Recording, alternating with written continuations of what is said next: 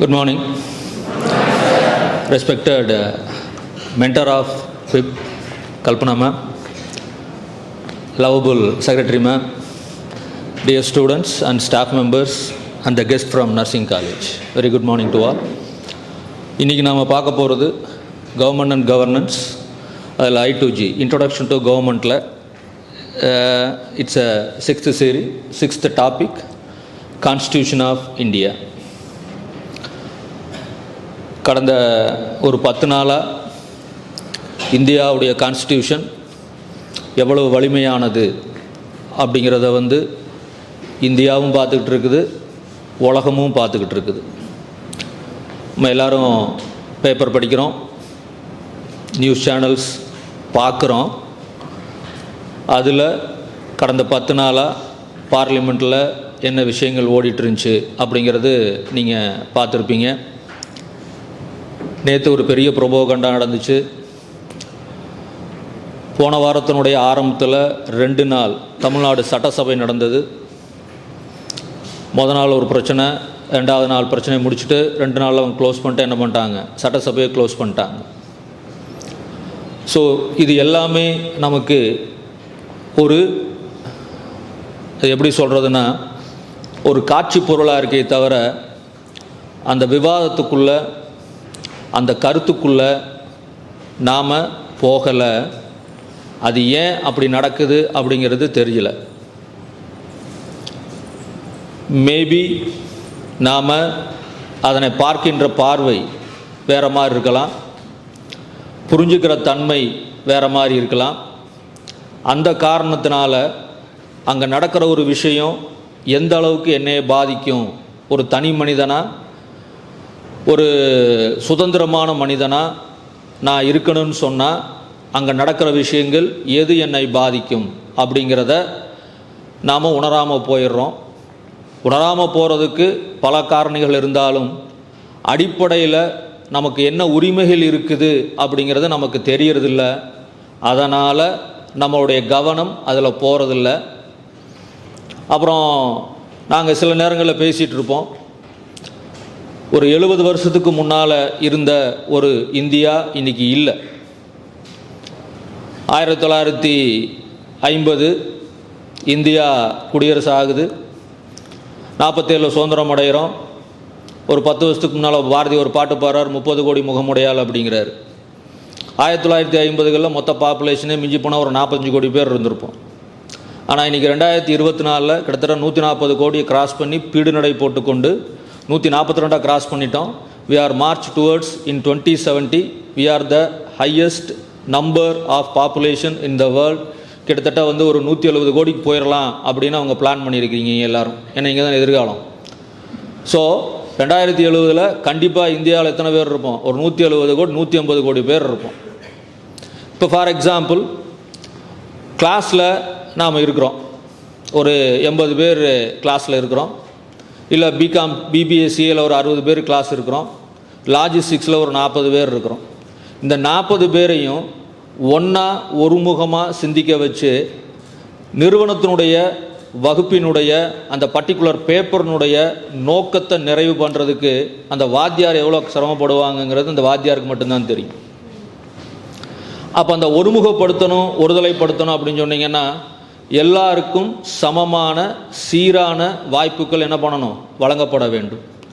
அந்த சமமான சீரான வாய்ப்புகள் எங்கே வழங்கப்படும் அப்படின்னு சொன்னீங்கன்னா அதுக்கு நாங்கள் ஒரு ரூல் புக் வச்சுருக்கிறோம் டிபார்ட்மெண்ட்டில். ஒரு பசங்களை எப்படி பேசணும், எப்படி பழகணும், என்ன மாதிரி அவனை ப்ரெசன்ட் பண்ண வைக்கணும்னு சொல்லி. அப்போ ஒரு 60 பேர், ஒரு 80 பேர், ஒரு 40 பேர் இருக்கிற ஒரு கிளாஸுக்கே ஒரு ரூல் புக் தேவைப்படுதுன்னு சொன்னீங்கன்னா 142 கோடி 170 கோடி ஆக போகிறோன்னு சொல்கிறோம். அப்போ இந்த 170 கோடி பேருக்கும் சரிசமமான வாய்ப்புகளும் சரிசமமான உரிமைகளும் கிடைக்கணும்னு சொன்னீங்கன்னா எந்த மாதிரியான ஒரு ரூல் புக் இருந்தால் இன்றைக்கி 2024 நான் என் படிப்பை பற்றி கவலைப்படலை, என் வேலையை பற்றி கவலைப்படலை, எனக்கு வர்ற வருமானத்தை பற்றி கவலைப்படலை, எனக்கு என்ன உரிமைகள் இருக்குங்கிறத பற்றி நான் கவலைப்படலாமல் வாழ்ந்துக்கிட்டு இருக்கேன் இல்லைங்களா? இதுக்கு அடிப்படை காரணம் என்ன அப்படின்னு சொன்னீங்கன்னா அந்த ரூல் புக்கு பேர் கான்ஸ்டியூஷன் ஆஃப் இந்தியா. அப்போ இன்றைக்கி நாம் இவ்வளோ சுதந்திரமாக இருக்கிறோம், என்ன வேணாலும் பேசுகிறோம், எதை வேணாலும் நம்ம சோஷியல் மீடியாவில் டிஸ்கஸ் பண்ணுறோம். அப்பாவோட சண்டை போடுறோம், அம்மாவோட சண்டை போடுறோம், மாமன் கூட சண்டை போடுறோம், அவங்க கூட சண்டை போடுறோம், ஊரில் கூட சண்டை போடுறோம், தெருவில் கூட சண்டை போடுறோம். அதை நம்ம தீர்க்கிறதுக்கு ஒரு போலீஸ் ஸ்டேஷன் இருக்குது, அதுக்கு ஏதாவது பிரச்சனை வந்தால் கோர்ட்டுன்னு இருக்குது. இத்தனை விஷயங்களையும் நமக்கு நடக்குது. ஆனால் இது நடக்கிறதுக்கு எங்கேருந்து நமக்கு ரைட்ஸ் வந்தது நமக்கு தெரியல. அந்த ரைட்ஸ் வந்த இடம், கொடுக்கப்பட்ட இடம் எதுங்க? Constitution of India. அப்போ இந்த கான்ஸ்டியூஷன், நான் இன்னைக்கு இவ்வளோ லைவாக நான் நிற்கிறேன், இன்றைக்கி நான் இவ்வளோ சுதந்திரமாக இருக்கிறேன் அப்படின்னு சொன்னீங்கன்னா, என்னுடைய அடிப்படை உரிமைகளையும் எனக்கு தேவைப்படுற விஷயங்களும் இவருக்கு இது உண்டு, இவருக்கு இது கிடைக்கணும் அப்படின்னு ஒரு சொல்கிற விஷயம் எங்கேருந்து வருது? கான்ஸ்டியூஷன். இந்தியா இன்றைக்கி எங்கே வாழ்ந்து கொண்டு இருக்கிறது அப்படின்னு சொன்னீங்கன்னா, அந்த கான்ஸ்டியூஷன் ஒன்று இல்லைன்னு சொன்னீங்கன்னா, இந்தியா அப்படிங்கிற ஒரு ஒற்றை நாடு நிறைய பிரச்சனைகளை சந்திச்சிருக்கும், நிறைய மாற்றங்களை ஏற்படுத்தி இருக்கும். எப்படி உடம்புக்கு உசுறு முக்கியமோ அந்த மாதிரி பார்த்தீங்கன்னா ஒரு நாடு, ஒரு இறையாண்மை மிக்க நாடு அப்படின்னு சொன்னீங்கன்னா, அந்த நாட்டிற்கு தேவை ஒரு ரூல் புக்கு. அந்த ரூல் புக்கு தான் நம்ம என்ன பேர் சொல்கிறோம்? கான்ஸ்டியூஷன் அப்படின்னு நம்ம பேர் சொல்கிறோம். எல்லா ஊர்லேயும் அதான் பேர் சொல்கிறாங்க. பட் ஒவ்வொரு ஊர்லேயும் அதுக்கு என்ன பேர் இருக்கும்? வித்தியாசமான பேர்கள் இருக்கும். கான்ஸ்டியூஷன் ஆஃப் இந்தியா இது எல்லாரும் பார்த்துருப்பீங்க. பார்க்கலைன்னா நல்லா பார்த்துக்க, இனிமேல் அடிக்கடி பார்த்துருக்கலாம். இப்போ கடந்த ஒரு 3 நாளாக எல்லா பேப்பர்லையும் அந்த ஃபஸ்ட்டு பேஜ் தான் போட்டிருப்பாங்க. அந்த பேஜ் அதுக்கப்புறம் இந்த பேஜ் போட்டிருப்பாங்க. அப்புறம் நமக்கு எல்லாருக்குமே ராகுல் காந்தி தெரியும் இல்லைங்களா? தெரியுமா? ரைட். அமித்ஷாவும் தெரியும் இல்லையா? ராகுல் காந்தி எங்கே போனாலும் ஒரே கையில் ஒரு புக்கை கையில் வச்சு இப்படி பேசிட்டே இருப்பார். அந்த புக்கு என்ன புக்கு? இப்போ ரீசெண்டாக பிரியங்கா காந்தியும் ஸ்வர்ணின் பண்ணாங்க. வயநாட்டில் வின் பண்ணி என்ன பண்ணாங்க? எம்பியாக என்ன பண்ணாங்க? எடுத்துக்கிட்டாங்க. அப்போ அவங்க கையில் வச்சுக்கிறது என்னது? ஃபார்ச்சுனேட்லி இந்தியா எம்பி, இந்தியா கூட்டணின்னு ஒன்று இருக்கு இல்லைங்களா? அதில் எத்தனை எம்பி இருப்பாங்கன்னு நினைக்கிறீங்க? மொத்தம் பார்லிமெண்ட்டுக்கு மொத்தம் எத்தனை எம்பி செலக்ட் ஆகணும்? ஒரு 500, 600, 700, ஒரு 520, ஒரு 527, ஒரு 540, எவ்வளோ இருக்குன்னு நினைக்கிறீங்க? 545. சரி, ரைட், சந்தோஷம். வேறு ஏதாவது நம்பர் இருக்கா? 545 தம்பி சொல்கிறாரு. வேற ஏதாவது நம்பர்?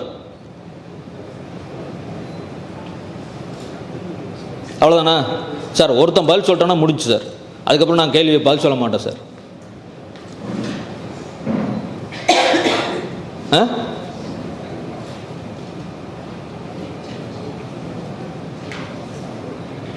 வேற ஏதாவது இருக்குங்களா?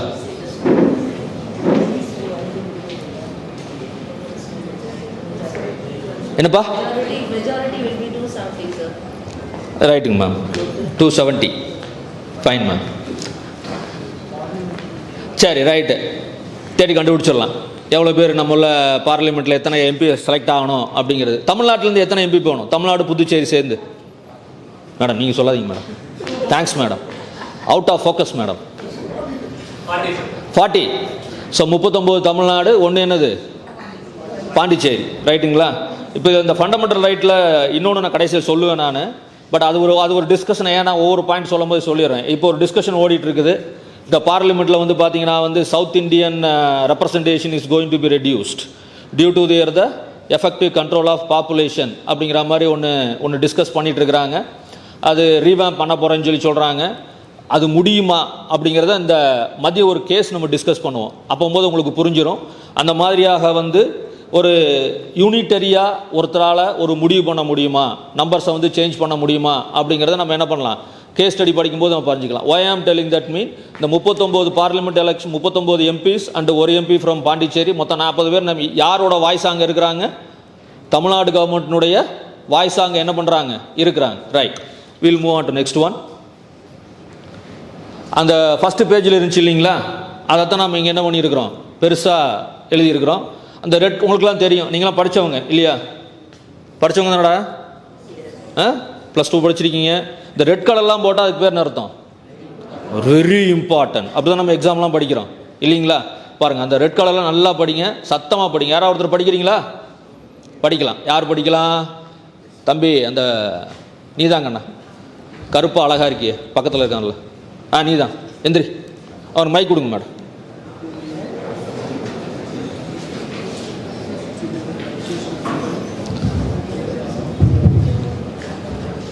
வாசிங்க.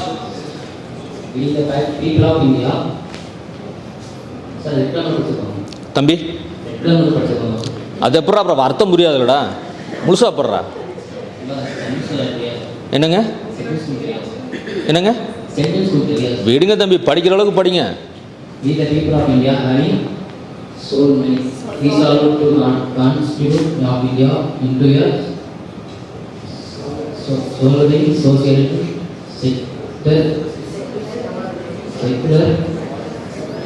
the democratic republic under the secure to all its citizens. Okay fine, பக்கத்தில் ஓட கொடுங்க. School economic and political liberty of art, expression, belief, faith and past. பக்கத்தில் உள்ளவங்க.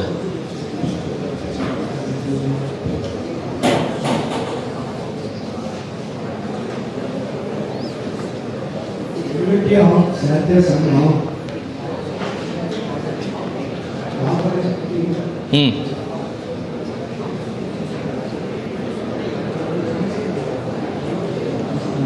வாசி, கீழே இன்னும் வேறு இல்லை. உனக்கு என்ன புரியுதோ வாசி, நீ வாசிக்கணும், அவ்வளோதான் எனக்கு.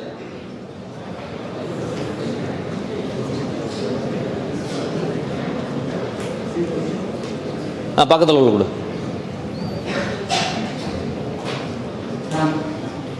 நீங்கள் அது ஈக்குவாலிட்டியாக வாசிச்சிருக்கண்ணா.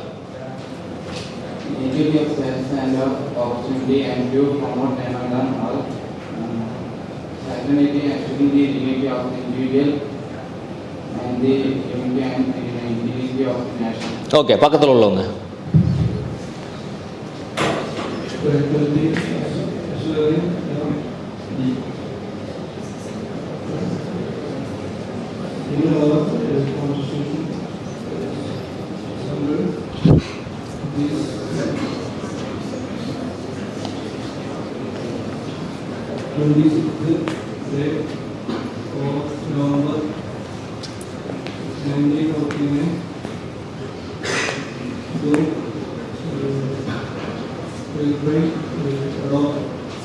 ஓகே, எல்லாரும் கை தட்டிடலாமா உங்களுக்கு? உட்கார்.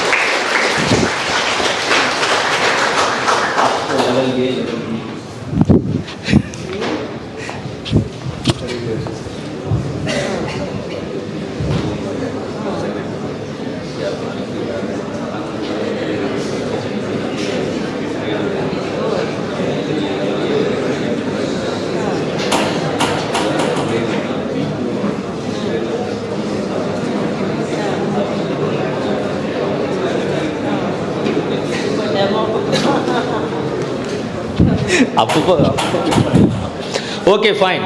ஸோ இப்போ வந்து நாம் யாருக்காவது மாட்டேன்னு சொன்னோமா, எல்லாருக்குமே வாய்ப்பு கொடுத்துட்டோம் இல்லைங்களா? வாய்ப்பு கொடுத்தோம்ல இல்லைங்களா? வாய்ப்பு கொடுத்தோமா இல்லை அவையில் பேசுன்னு சொல்லி சொன்னோம்மா? பேசுன்னு சொன்னோம். ஆனால் அவங்க என்ன பண்ணல, ஹெசிடேட் பண்ணல, வாசிச்சாங்க இல்லையா? ஸோ அப்போ இது இந்த உரிமை எங்கேருந்து வருதுன்னா, அந்த தேர்ட் பாயிண்ட் ஈக்குவாலிட்டின்னு ஒன்று இருக்கு பாருங்கள், அங்கேருந்தான் நமக்கு என்ன பண்ணியிருக்குது, கிடச்சிருக்குது. அப்போ இந்தியாவில் யார் என்ன வேணாலும் என்ன பண்ணலாம், பேசலாம். பேசலாமா? ஐயோ அப்படியா? அப்படின்னா ஒரு 6-7 மாதத்துக்கு முன்னால் நிறைய கேஸ்லாம் ஸ்பெஷல் கோர்ட்டில் நடந்திருக்குது தமிழ்நாட்டில். எடப்பாடிக்கு மேலே, பிஜேபி எச் ராஜா மேலே. Okay fine. பிரியாம்பிள் அப்படின்னா இந்த கான்ஸ்டிடியூஷன் எதை அடிப்படையாக வைத்து கொண்டது, எது முதன்மை நோக்கமாக இருந்துச்சுன்னு சொல்லி சொன்னீங்கன்னா, இந்த கான்ஸ்டிடியூஷன் எதை பற்றி சொல்ல வருது, யாருக்கு என்ன உரிமையை கொடுக்க போகுது அப்படிங்கிறதான் இந்த முன்னுரை. We the people of India having solemnly resolved to constitute India into a and to secure to all its citizens within a bracket sovereign socialistic secular democratic republic அப்படிங்கிற ஒரு வார்த்தை. இதுவும் இப்பொழுது கேள்விக்குறியாக இருக்குது இந்த பார்லிமெண்ட்ரி டிஸ்கஷனில். Justice, social, economic and political, liberty of thought, expression, belief, faith and worship, equality of status and of opportunity and to promote among them all fraternity, assuring the dignity of the individual and the unity and integrity of the nation. In our Constituent Assembly, this 26th day of November 1949, do hereby adapt, enact, and give to ourselves this Constitution. இப்போ இந்த particular பேராகிராஃபில் நம்ம புரிஞ்சுக்கிறது அப்புறம் பண்ணிக்கலாம். இதில் பார்த்தோன்னே எனக்கு என்ன புரியுது அப்படின்னு சொல்லி சொன்னீங்கன்னா என்ன புரியுதுங்க? இது எப்பொழுது பாஸ் பண்ணப்பட்டது? 1949. எத்தனை நாளுங்க? 26வது நாள் நவம்பர். அப்போ 26 நவம்பர் 1949 கான்ஸ்டியூவன்ட் அசம்பிளியில் இதையெல்லாம் படித்தவங்க என்ன பண்ணுறாங்க? சைன் பண்ணுறாங்க. அப்போ அந்த பார்லிமெண்ட்ல கான்ஸ்டிடியூஷன் என்ன சொல்ல வருதுன்னா, இந்தியா இனிமேல் இப்படித்தான் இருக்க போகின்றது, இந்தியாவினுடைய உரிமைகள் இப்படித்தான் வழங்க போகின்றன. அதில் முக்கியமாக நம்ம அண்டர்லைன் பண்ணோம், ரெட் கலர் காமிச்சோன்னு சொன்னோம், sovereign socialistic secular democratic republic. அதுக்கு கீழே ஒன்று நான் போட்டிருப்பேன் பாருங்க, அதில் மேலே வந்து நம்பர் 1 போட்டிருப்பேன், இங்கே ஸ்டார் போட்டிருப்பேன். அது எப்போ இன்ட்ரடியூஸ் பண்ணப்பட்டது? முதல்ல நம்ம கான்ஸ்டியூஷன் 1949 நம்ம பண்ணும்போது இந்த சாவரின் சோசியலிஸ்டிக் செக்குலர் அப்படிங்கிறது என்ன பண்ணல, இல்லை. இந்த செக்குலருங்கிற வார்த்தை என்ன கிடையாது. செக்குலருங்கிற வார்த்தை வந்து அதற்கப்புறமாக அது ஒரு இடைச்செருகல். 1970களுக்கு அப்புறமா அது என்ன பண்ணப்பட்டது? இன்ட்ரோடியூஸ் பண்ணப்பட்ட ஒரு வார்த்தை. அது எதுக்கான அரசியல் பின்புலம் வேற. அது ஏன் கொண்டு வந்தாங்க? செக்குலர்னா என்ன அர்த்தங்க? மத சார்பற்ற, இல்லைங்களா? இப்ப இந்தியா மத சார்பற்ற நாடா, மத சார்பற்ற நாடா? மத சார்பற்ற நாடு. பாகிஸ்தான், பங்களாதேஷ், இலங்கை,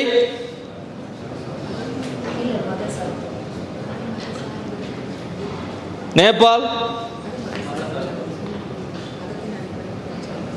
ஓகே, இலங்கையில் புத்த மதம், நேபாளில் என்னது? ஹிந்து, ரைட்டுங்களா? அப்போ அங்கே வந்து கம்யூனிஸ்ட் பார்ட்டி லேட்டஸ்ட்டாக முதல்ல அப்படி இருந்தது.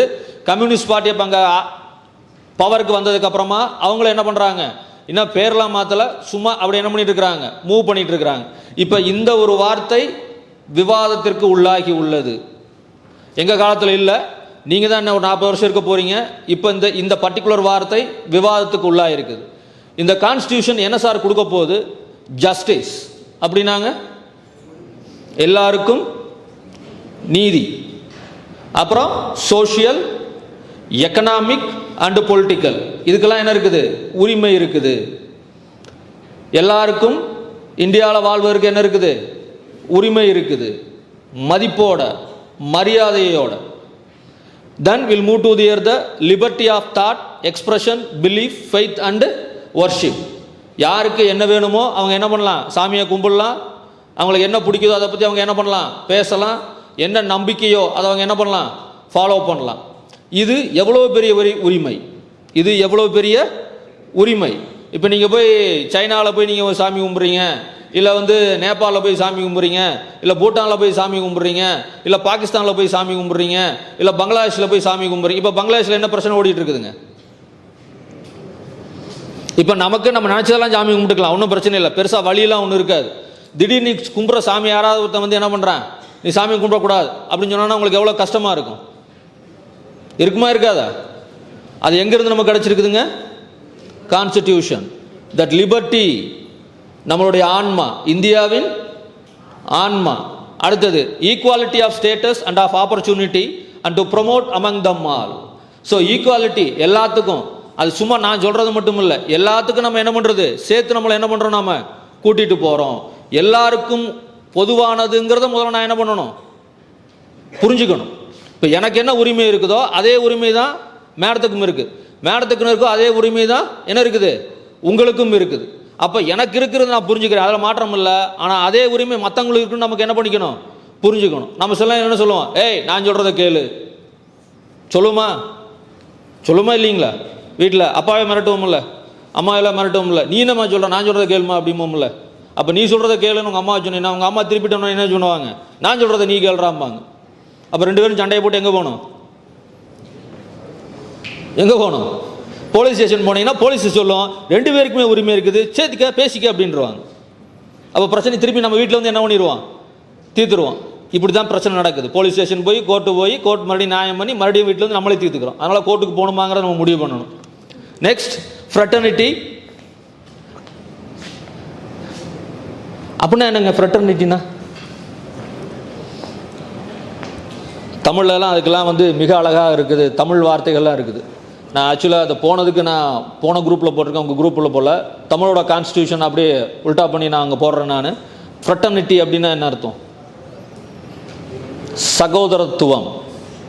என்னங்க? எல்லாரும்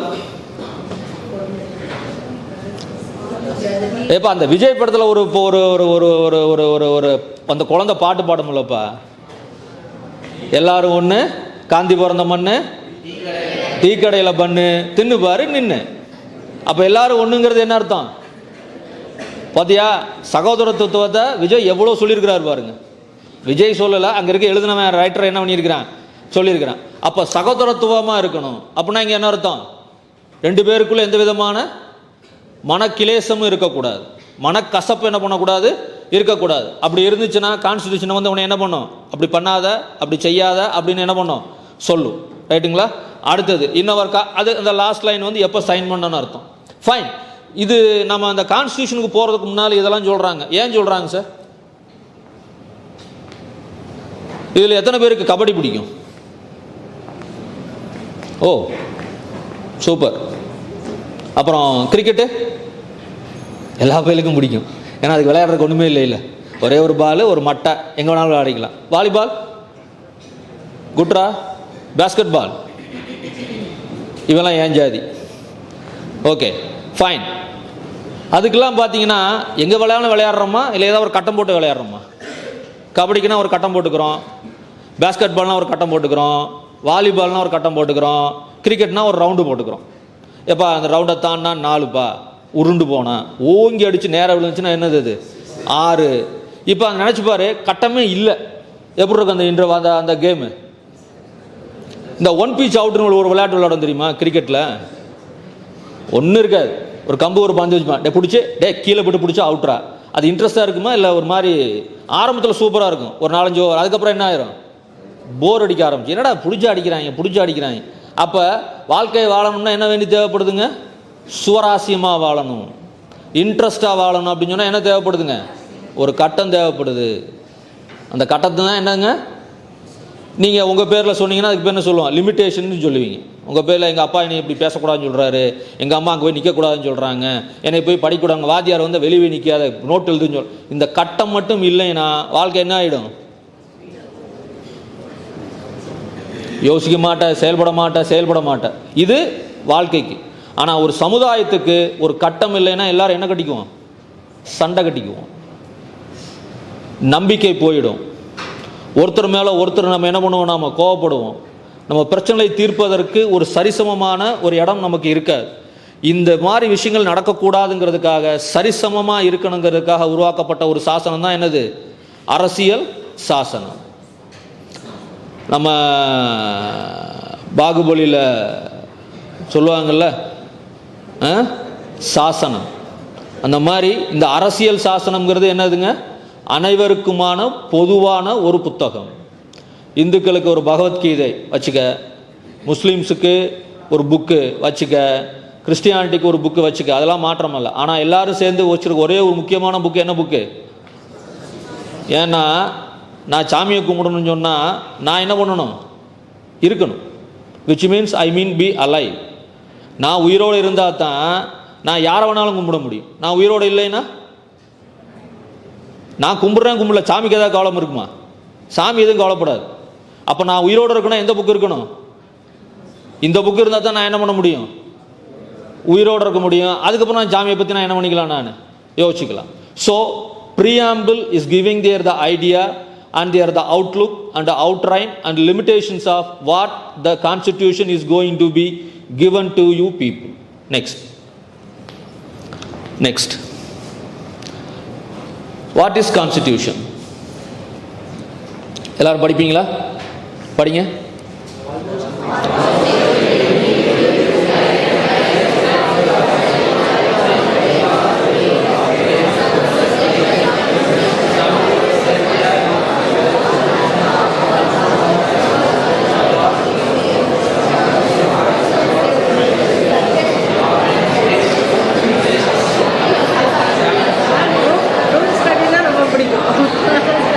தனியாக படிக்கச்சுன்னா மாட்டிக்குவோம்.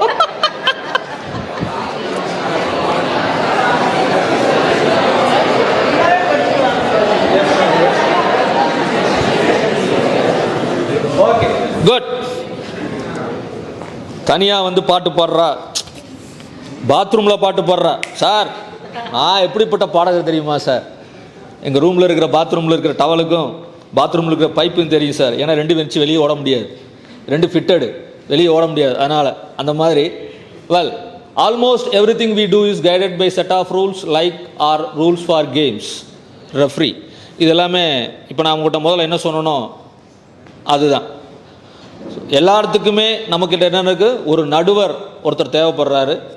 நான் செய்கிறது சரியா தவறா, சரியான பாதையில் போகிறேன்னா போகலையா.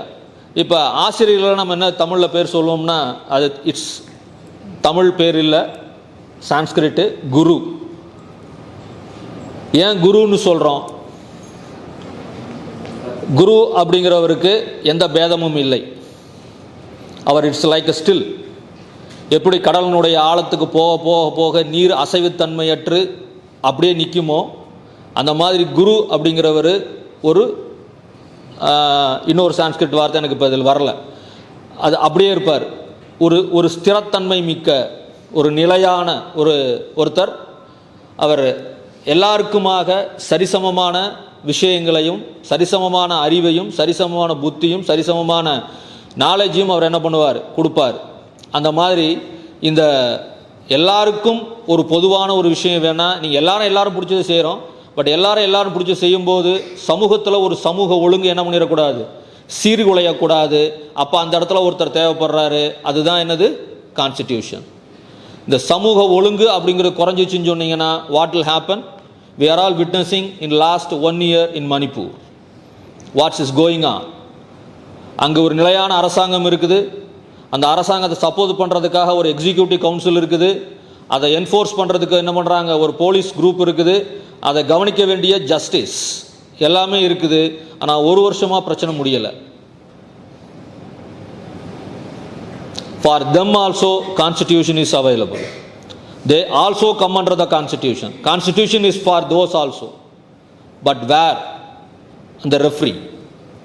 The next one, some rules set by legislatures, also known as legislatures of any state for their own country and are referred to as law.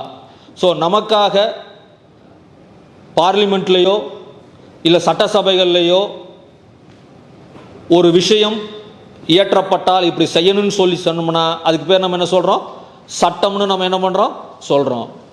இந்த செக்குலரிட்டி கண்ட்ரியில் வந்து, இந்த ஜனநாயக நாட்டில் டெமோக்ராட்டிக் கண்ட்ரியில் வந்து சொல்லுவாங்க, அரசாங்கம் யார்? For the people. எல்லாருக்குமே தெரியுது. ஆனால் எதாவது நம்ம வந்து அதை நம்ம வந்து ஃபாலோ பண்ணுறோமா, செயல்படுத்துகிறோமா? நமக்குன்னு வரும்போது அது என்ன பண்ணிடுறோம், தள்ளி வச்சிடுறோம். அதனால தான் சமூகத்தில் நிறைய பிரச்சனைகள் நடக்குது. Next, laws teach us what we can expect as a result of our contact. The Constitution is the supreme law of the land. It is going to relate between the different levels of government and between the government and the citizens. So, யார் எந்த லட்சுமண ரேகையோடு நின்று வேலை செய்யணும் அப்படிங்கிறத சொல்கிறது தான் என்னது constitution. Constitution இல்லைன்னு சொன்னால் என் பவுண்ட்ரி எனக்கு என்ன பண்ணாது, தெரியாது. எப்போ என் பவுண்ட்ரி எனக்கு தெரியலையோ அப்போ நான் பண்ணுறது எல்லாமே எதுவாக மாறுவதற்கு வாய்ப்புகள் அதிகம், தவறுதலாக நடக்கிறதுக்கு வாய்ப்புகள் அதிகம். நடக்கும்னு நம்ம சொல்லலைங்க, நடக்கிறதுக்கு என்ன இருக்குது, வாய்ப்புகள் அதிகம். ஸோ எது சரின்னு சொன்னால் தானே எது சரியில்லைங்கிறது நமக்கு தெரியும். எது சரின்னு சொல்கிறதுக்கு யாராவது ஒருத்தர் வேணும் இல்லைங்களா? அந்த சரின்னு சொல்கிறதுக்கான சமூக ஒழுங்குக்கான ஒரு விஷயந்தான் அரசியல் சாசனம். நெக்ஸ்ட், இந்த கான்ஸ்டிடியூஷன் எப்படி என்ன வேலை செய்யுது, யார் யாரெல்லாம் அதில் ஸ்டேக் ஹோல்டர்ஸ். ஸோ கான்ஸ்டிடியூஷன் வந்து 3 நபர்களுக்கு என்ன பண்ணுதுன்னா மொத்த உரிமையும் கொடுத்துருக்குறாங்க. அவங்க 3 பேர் தான் இந்த கான்ஸ்டிடியூஷனை காப்பாற்றக்கூடிய நபர்கள். அந்த 3 பேர்கிட்ட தான் நமக்கு ஏதாவது ஒரு பிரச்சனை நம்ம போய் என்ன பண்ண முடியும், அப்பீல் பண்ண முடியும். முதல்ல லெஜிஸ்லேட்டிவ், 2வது ஜுடிஷியரி, 3வது எக்ஸிக்யூட்டிவ். லெஜிஸ்லேட்டிவ் பார்லிமெண்ட்டில் என்ன பண்ணுறாங்க, சட்டம் இயற்ற போகிறாங்க. பார்லிமெண்ட்டில் மட்டும் சட்டம் இயற்றலாமா? இந்தியாவில் கான்ஸ்டியூஷன் 2 மன்றங்களுக்கு உரிமை கொடுத்துருக்குது. ஒன்று பார்லிமெண்ட்டு, இன்னொன்று என்னது ஸ்டேட் கவர்மெண்ட், சட்டசபை. இந்த சட்டசபையும் பார்லிமெண்ட்டும் என்ன பண்ணலாம் அப்படின்னு சொன்னீங்கன்னா சட்டத்தை இயற்றலாம். அந்த சட்டத்தை இயற்றும் போது பார்த்தீங்கன்னா டிஸ்கஸ் பண்ணி என்ன பண்ணணும், சட்டங்களை இயற்றப்பட வேண்டும். எல்லாருக்குமே தெரியும், the 4th to previous justice of India, Justice Ramana, is hailed from Andhra Pradesh. அவர் கடைசியாக ரிட்டையர்மெண்ட்டில் அப்போ அவர் ரிட்டையர்மெண்ட் ஸ்பீச்சில் ஒன்று சொல்கிறாரு. என்ன சொல்கிறாருன்னா, சட்டமன்றங்களும் சரி பாராளுமன்றமும் சரி, நீங்கள் சட்டங்கள்லாம் ஏற்றுறீங்க, தவறு இல்லை. ஆனால் தயவுசெய்து என்ன பண்ணுங்கள், டிஸ்கஸ் பண்ணுங்கள்.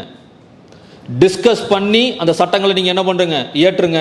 அப்படி நீங்கள் டிஸ்கஸ் பண்ணி சட்டங்கள் ஏற்றினா தான் பிரச்சனையோட அடிப்படை தன்மைகள் புரிந்து எல்லாமே அந்த சட்டத்தினால் என்ன பண்ணப்படும், அட்ரஸ் பண்ணப்படும். அப்போ ஒரு பிரச்சனை வரும்போது ஜுடிஷியரிக்கு என்ன இருக்காது, ஒரு வேற மாதிரியான ஒரு கருத்து உருவாகாது. அப்படி நீங்கள் சட்டங்களை டிஸ்கஸ் பண்ணாமல் ஏற்றதுனால அது ஃபைனலாக எங்கே வருது, ஜுடிஷியரிக்கு வருது. எங்கே வருது, கோர்ட்டுக்கு வருது, நீதிமன்றங்களுக்கு வருது.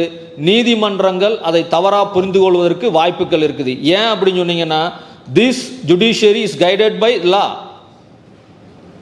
அந்த லாவை எங்கே ஏற்றுறாங்க, பார்லிமெண்ட்டில். பார்லிமெண்ட்டில் ஒரு சட்டம் போட்டாச்சா, சட்டத்தில் என்ன சொல்லுது, சட்டத்தை தான் அவங்க என்ன பண்ணணும், கோர்ட்டு வியாக்கியானம் பண்ணணுமே தவிர சட்டத்தில் இல்லாத ஒன்று அவங்க என்ன பண்ணக்கூடாது, சொல்லக்கூடாது. ரைட். இரண்டாவது, யாருக்கு ரைட்ஸ் இருக்குன்னு சொல்லி சொன்னீங்கன்னா, ஜுடிஷியரி நம்ம சொல்லிட்டோம்.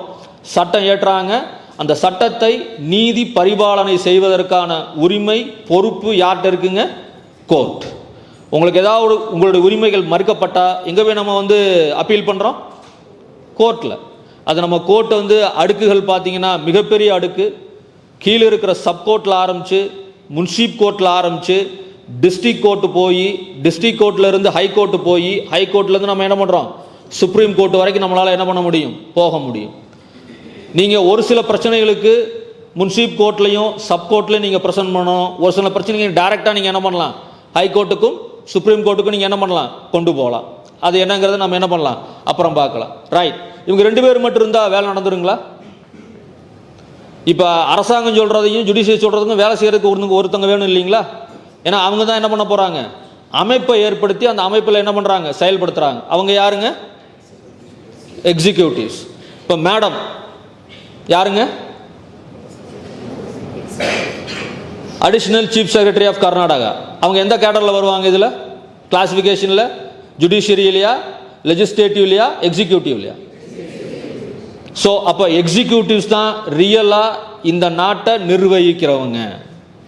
அப்போ நீங்கள்லாம் எதிர்காலத்தில் இந்த 3 கேட்டகரியில் எதில் வேணாலும் வரலாம். நீ ஒரு லெஜிஸ்லேட்டிவாக வரலாம், இல்லை ஒரு பார்லிமெண்டரியனாக வரலாம், இல்லை சட்டசபைக்கு போகலாம், இல்லைன்னா இங்கே போடலாம் எக்ஸிக்யூட்டிவாக வரலாம். அப்போ இன்றைக்கி நாம் என்ன டிஸ்கஸ் பண்ணுறோமோ அதெல்லாம் நீங்கள் மனசில் வச்சுக்கிட்டு, ஒரு காலத்தில் ஒருவேளை நீ அப்படி ஆயிட்டேன்னா இதெல்லாம் பயன்படுத்தினா அடுத்த வர சந்ததிகள்லாம் உன்னை என்ன பண்ணும், கல்வெட்டில் பொறிச்சு பின்னால் உட்கார வச்சுருப்பாங்க. நல்லாயிருக்கும். The point is to be there. டெமோக்ராட்டிக்கில் இருக்கிற மிகப்பெரிய ஒரு பலம் அப்படின்னு சொன்னீங்கன்னா டிஸ்கஷன், வாதம் விவாதம். இது நம்ம என்ன பண்ணிகிட்டே இருக்கணும், தொடர்ச்சியாக செஞ்சுக்கிட்டு இருந்தால் மட்டும்தான் அங்கே லைவாக இருக்கும். என்ன இருக்குங்க, லைவாக இருக்கும். அப்படின்னா எல்லோருடைய உரிமைகளும் ஏற்றுக்கொண்டு இருப்பார்கள். So constitution is going to given the rights to 3 people to execute the constitution, follow the constitution, protect the constitution. So legislative, judiciary and we'll move on to next one. So நான் அந்த slide போங்க. So என்ன பாருங்கள், first slide என்ன சொல்லுது, constitution.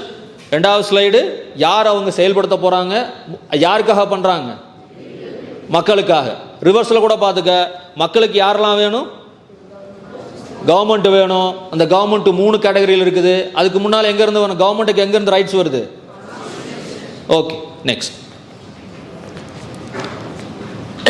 ஏன் constitution வேணும், இப்போ சத்தம் இல்லாமல் படி பார்ப்போம்.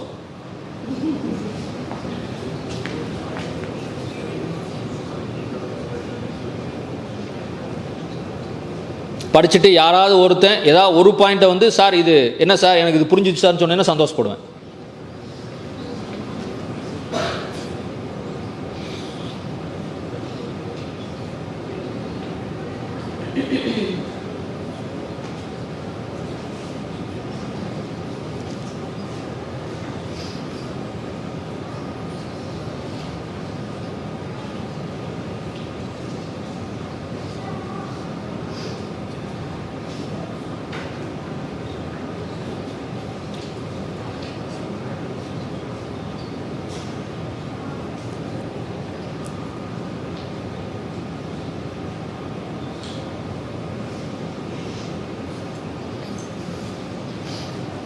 ஓகே, போதும். பார்த்தது எத்தனை பேர் படிச்சிருக்கேன்னு தெரியல. ரைட், யாராவது ஒருத்தர்? சார் இந்த பாயிண்ட் சார், சார் இதில் 2 லைன் சின்ன லைனாக இருக்குது, 3வது பாயிண்ட் தான் சின்ன லைனாக இருக்குது. யாராவது ஒருத்தர்?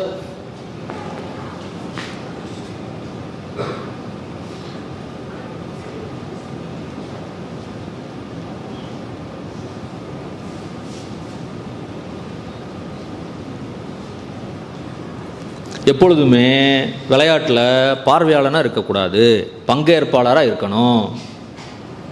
பார்வையாளனாக இருந்தோம்னா வாழ்க்கை பூரா பார்வையாளராகவே போயிடுவோம். இப்போ தான் சொன்னேன், வாதம் விவாதம்னு சொன்னேன். எஸ் எஸ் சொல்லுங்கம்மா.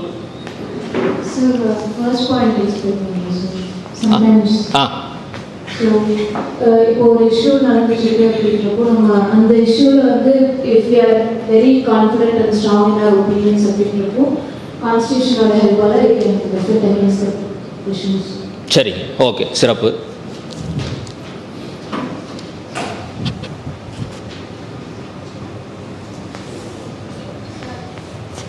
பேர் சொல்லுங்க. பேர் சொல்ல மாட்டேங்கிறீங்க, பேர் சொல்லுங்க. கான்ஸ்டியூஷனோட செகண்ட் ரோல் அதாவது யூஸ் பண்ணுறேன் சார். அதில் என்னன்னா கான்ஸ்டியூஷன் வந்து யார் வந்து சாய்ஸ் டேக் பண்ணணும் அப்படிங்கிற ஒரு ரெஸ்பான்சிபிலிட்டி அண்ட் அத்தாரிட்டி வச்சுருக்காங்க இந்த சொசைட்டியில். அப்புறம் அவங்க வந்து கவர்மெண்ட் வந்து அந்த சாய்ஸ் அந்த அத்தாரிட்டி அவங்க கொடுக்குற ரோல் வந்து கரெக்டாக ப்ளே பண்ணுறாங்கன்னு சொல்லிட்டு எஸ்டாப்ளிஷ் பண்ணுறது வந்து. சரி, ஓகே ஓகே. இன்னும் ஒரு 3 பாயிண்ட் தான் இருக்குது. யாராவது சொல்லிட்டீங்கன்னா நான் சந்தோஷப்படுவேன். வேறு யாராவது? அதனால எப்போ பார்த்தாலும் பொம்பளை பிள்ளைகளே பதில் சொல்லிட்டு இருக்கு.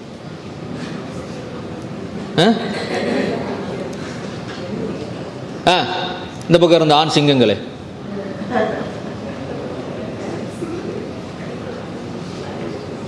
இந்த கடைசியில் உட்காந்துருக்க சிங்கம்லாம் மண்டையில் மட்டும்தான் முடிச்சு இருக்குது, சிங்கம் மாதிரியே. ஓகே, இப்போ மீனாட்சி சிவபிருந்தா அவங்க 2 பேரும் ஒரு 2 பாயிண்ட் அவங்க என்ன பண்ணாங்கன்னா சொன்னாங்க. First point, sometimes we feel strongly about an issue that may conflict with our wider interest and the constitution help us defend against this. So நாம் இதில் எஸ் நாம் தான் இது வந்து பிடிவாதம்னு சொல்ல மாட்டோமாம்மா. அப்படி சொன்னோம்னா இல்லை, ஒரு ஆர்கியூமெண்ட்டுக்காக கேட்குறேன். இப்படி நீங்கள் நம்பிட்டீங்க, நான் பண்ணுறதான் சரி, எனக்கு வந்து சட்டம் எனக்கு என்ன பண்ணியிருக்குது, கொடுத்துருக்குது அப்படின்னு சொன்னால் அதை நம்ம ஊரில் பிடிவாதம்னு சொல்ல மாட்டோம்ங்களா?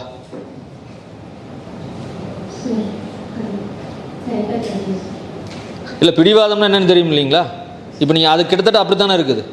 நான் எனக்கு இன்ட்ரெஸ்ட், ஆமாம் இது நான் நம்புகிறேன், இது என்னுடைய உரிமை அப்படின்னு சொல்கிறேன். நான் என்னுடைய உரிமையை நிலைநாட்டுறதுக்கு சட்டம் எனக்கு என்ன பண்ண, அரசியல் சாசனமுக்கு என்ன பண்ணுது, உரிமையை கொடுக்குது. அது பிடிவாதம் இல்லையா? அது பிடிவாதமா உரிமையா? சூப்பர், உட்காருங்க. இப்போ அவங்க சொன்னது என்ன பாயிண்ட் அப்படின்னு சொன்னீங்கன்னா, the second role of a constitution is to establish who has the authority to make choices in a society.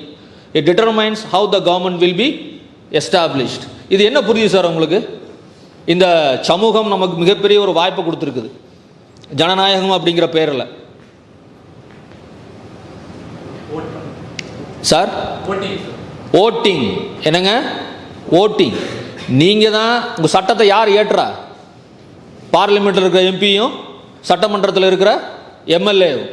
அவங்கள யார் செலக்ட் பண்ணி அனுப்புறது? நீங்கள் தான் செலக்ட் பண்ணி அனுப்புறீங்க. அப்போ ஒரு நல்ல சட்டம் வரணும்னு சொல்லி சொன்னீங்கன்னா நல்ல நபர்கள் அங்கே என்ன பண்ணணும், போகணும். போனீங்கன்னா மட்டும்தான் நல்ல சட்டங்களை நம்மளால் என்ன பண்ண முடியும், கொண்டு வர முடியும். அப்போ உண்மையிலே இந்த கான்ஸ்டியூஷனையும் ஜனநாயகத்தையும் பாதுகாக்கிறது யார்? சட்டமா நீங்களா? பாதுகாக்கிறோமா? வருத்தமாக இருக்குது. Move to next one. The framing of constitution of India. இது ஹிஸ்ட்ரி ஜியாகிரஃபி, எப்படிலாம் கான்ஸ்டியூஷனை என்ன பண்ணுறாங்க, ஃப்ரேம் பண்ணுறாங்க அப்படின்னு. The Indian constitution was drafted by the constituent assembly of India. Its representatives served as the first parliament of India after the country gained independence from Great Britain. இந்த constitution அப்படிங்கிறது எங்கேருந்து தருவிக்கப்பட்டது அப்படின்னா என்ன அர்த்தம்னா, தருவிக்கப்பட்டது அப்படின்னு சொன்னீங்கன்னா யார்கிட்ட இருந்து உருவாச்சு அப்படின்னு சொன்னீங்கன்னா அந்த கான்ஸ்டியூவன்ட் அசம்பிளி, அரசியல் நிர்ணய சபை அப்படின்னு ஒன்று ஆரம்பத்தில் நம்ம என்ன பண்ணியிருந்தோம், உருவாக்கணும். அங்கே தான் இப்போ நாம் சொன்னோம் இல்லையா, வாதம் விவாதம், நிறைய டிஸ்கஷன் போச்சு. அந்த டிஸ்கஷன்லாம் பண்ணிவிட்டு அதுக்கப்புறமா ஃபைனலாக அவங்க என்ன பண்ணுறாங்க, ஒரு டிராஃப்ட் என்ன பண்ணுறாங்க, ரெடி பண்ணுறாங்க. அந்த ரெடி பண்ணுறவங்க எந்த குரூப்புங்க, constituent assembly. Move to the next one. The body was established in 1946 with the intention of drafting the constitution of for an independent India. அந்த கான்ஸ்டியூஷன் அசம்பிளி 1946 என்ன பண்ணுறோம், நம்ம உருவாக்குறோம். January 47 the legislative adopt a resolution outlining the goals of the constitution. Constitution என்ன சொல்ல போகுதுங்கிறத 1947 அவங்க என்ன பண்ணுறாங்க, ப்ரொடியூஸ் பண்ணுறாங்க. அப்போ 46 கான்ஸ்டியூண்ட் அசம்பிளி, 47 ஜனவரியில் நம்ம என்ன பண்ணணும், சொல்லிடணும் அப்படிங்கிற ஒரு டார்கெட் அவங்க என்ன பண்ணிக்கிறாங்க, ஃபிக்ஸ் பண்ணிக்கிறாங்க. நெக்ஸ்ட் என்ன சார் சொல்லுது, அப்ஜெக்டிவ்ஸ் ஆஃப் த கான்ஸ்டிடியூஷன். நம்ம முதல்ல ஃபர்ஸ்ட் ப்ரியாம்பிள் பார்த்தோம், இப்போ நம்ம என்ன பார்க்குறோமுங்க, அப்ஜெக்டிவ்ஸ். அப்ஜெக்டிவ்ஸ் இப்போ இதையும் நீங்களே படிக்கலாம். இப்போ சத்தமாக படிங்க.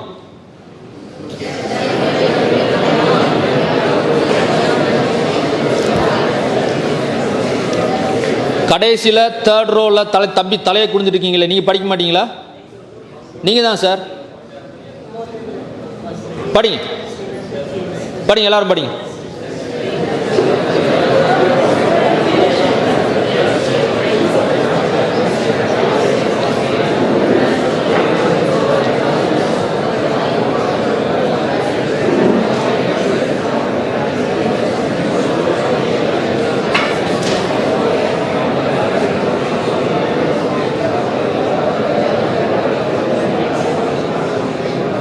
Okay fine.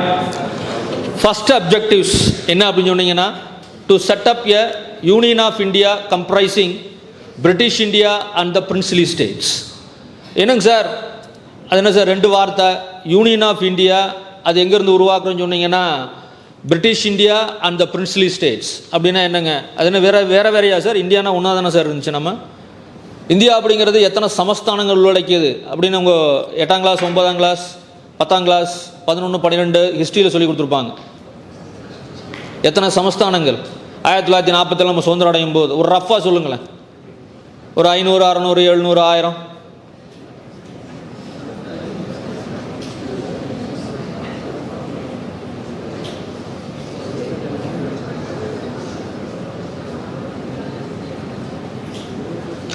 மொத்தம் ஒரு 500 சமஸ்தானங்கள். எத்தனை சமஸ்தானங்களுங்க? ஒரு 500 சமஸ்தானங்கள் 1947 இருந்துச்சு. அப்படின்னா என்ன சார் சமஸ்தானங்கள்லாம்? அப்போ யார் ஆட்சி புரிஞ்சா, பிரிட்டிஷா இல்லை நம்ம ஆட்களா?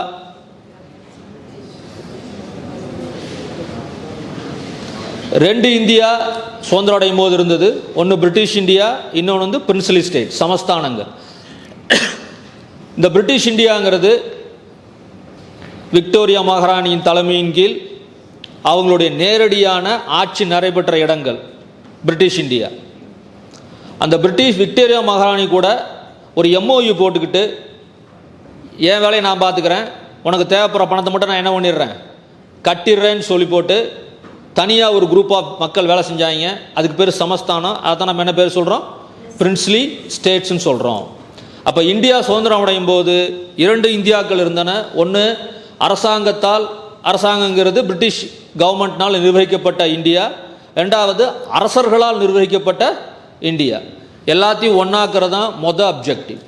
ரெண்டாவது objective, to set up a federal form of government with separate state and central governments. So இந்தியாவை நம்ம உருவாக்கும் போது யூனிட்டரியாக உருவாக்கலைங்க, ஃபெடரல் ஃபார்மெட்டில் உருவாக்கியிருக்கிறோம்.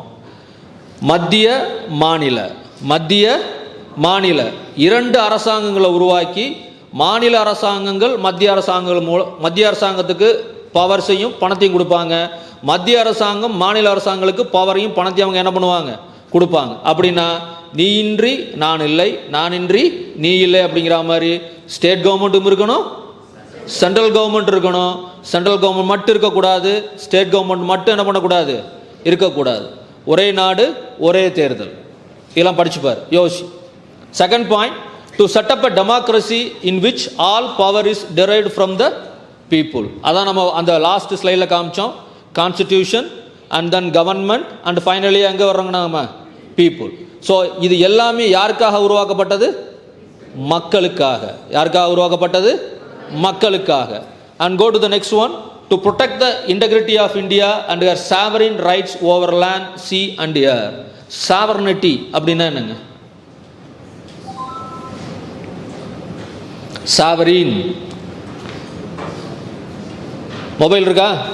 அதெல்லாம் வச்சுருப்போம்ல, எடுங்க, போடுங்க, கண்டுபிடிங்க.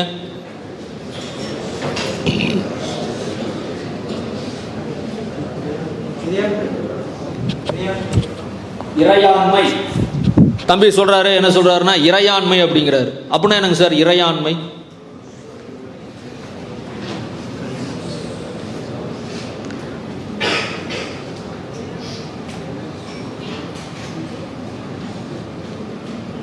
அந்த இறையாண்மையை பாருங்க, என்ன சொல்றாங்கன்னா நிலம், ஆகாயம், அதுக்கப்புறமா கடல், நீர், அந்த மூணுலையும் இறையாண்மை மிக்க. அப்படின்னா முதல்ல இறையாண்மை எங்கே வேலை இருந்துச்சா? இப்போ நமக்கு இறையாண்மை வந்துருச்சா? கான்ஸ்டியூஷன் வந்தனால நமக்கு இறையாண்மை வந்துருச்சா? நீங்கள் இந்த வார்த்தையை வந்து அடிக்கடி கேள்விப்பட்டிருப்பீங்க தமிழ்நாட்டில். எப்போல்லாம் வந்து நம்ம ஊர் ராமேஸ்வரங்காரன் வந்து ஸ்ரீலங்காவுக்கு மீன் பிடிக்க போகிறானோ அப்போ என்ன பண்ணிடுவான்னா பார்டரை கிராஸ் பண்ணிடுவான். உடனே ஸ்ரீலங்கா வந்து அவங்கள பிடிச்சி என்ன பண்ணிடுவாங்க? ஜெயிலில் போட்டுருவாங்க. அந்த மட்டக்களப்பு மாவட்டம் தான் இருக்கும், அந்த வன்னி மாவட்டங்கள் இருக்கும், அங்கே தான் போய் மாட்டுவானுங்க. நம்ம ஆளுங்க மாட்டிடுவாங்க, ஒரு 15 நாள் ரிமாண்ட் பண்ணி உடனே இங்கேருந்து நம்மளுடைய மக்களை நம்ம இந்தியாவின் இறையாண்மை என்னானது அப்படின்னு நம்ம அரசியல்வாதிகள்லாம் கேட்பாங்க. நம்ம ஊருக்காரரை கொண்டு போய் அவையை பிடிச்சி போட்டாங்க, அப்போ இந்தியா வந்து இந்திய மக்களுக்காக இருக்காதா? ராமேஸ்வரம் மீனவர்கள் வந்து இந்திய மக்கள் கிடையாதா? அப்படிங்கிற மாதிரிலாம் டயலாக் விடுவாங்க. இந்த வார்த்தையை அடிக்கடி அப்படின்னா என்ன அர்த்தம்? நம்ம ஊருக்காரன் அர்த்தம் பிடிச்சோன்னா இறையாண்மை போயிடுச்சுன்னு அர்த்தமா? அப்போ இறையாண்மைனா என்ன?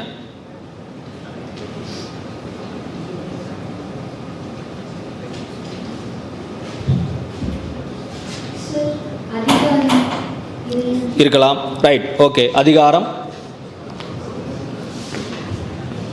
சரிம்மா, தேங்க்யூ. அடுத்துங்க வேற யாராவது? இல்லை, நீங்கள் வேணால் கேள்வி வைக்கலைன்னா வெளியே போகும்போது எல்லா பேரும் 100 ரூபா ஃபைன் போட போகிறேன். இப்போ பாரு, அதான் நடக்க போகுது. பொம்பளை இந்த பதில் சொல்கிற பிள்ளைகளை விட்டுருவேன். கேள்வி கேட்காத பதில் சொல்லாத பசங்களுக்கு பூரா இப்போ 100 ரூபா ஃபைன்.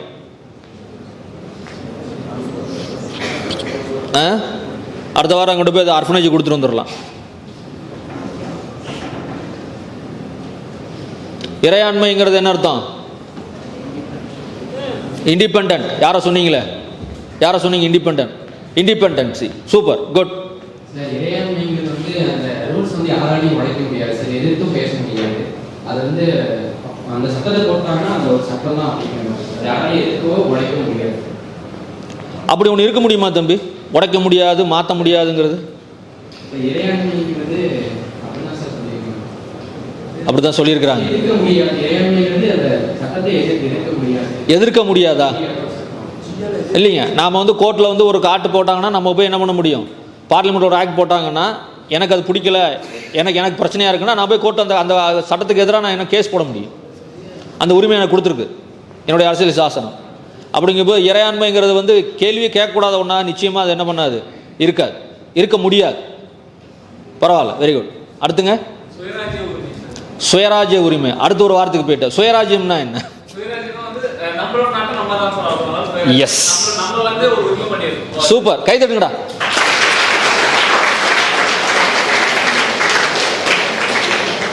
அதுதான் தம்பி சொன்னது தான், இவன் சொன்னது அதுதான், அவங்க சொன்னது அதுதான். ஆனால் வேற மாதிரி சொன்னாங்க. அவர் சொன்னது தான் என் நாடு அண்ணாமலை நினைக்கக்கூடாது, சரியா? இது ஒரு ஸ்டேட்மெண்ட். அப்புறம் நம்ம வந்து என் தங்கம் என் உரிமை. அது யார்? பிரபு. என்ன பிராண்டு? வார் மேடம் தெரிஞ்சிருக்கு, ஏன்னா கல்யாண் ஜுவல்லர்ஸ் அவங்க தான். நீங்களாம் வாங்க மாட்டீங்கல்ல, உங்களுக்கு அப்பா அம்மா தானே வாங்கி தர்றாங்க. மேடம் அவங்களே இன்வெஸ்ட் பண்ணுறாங்க, அதனால அவங்க கல்யாண் ஜுவல்லர்ஸ் தெரிஞ்சிருக்கிறாங்க. பிரபு, கல்யாண் ஜுவல்லர்ஸ், என் தங்கம் என் உரிமை. அப்போ இந்த இறையாண்மைங்கிறது என்ன அர்த்தம்?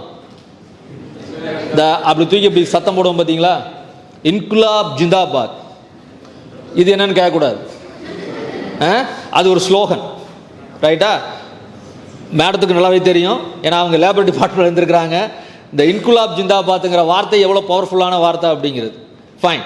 ஸோ அடுத்ததாக கடைசியாக என்ன பண்ண போகிறோம்? To help India attain its rightful place in the world and work for peace and welfare of all mankind.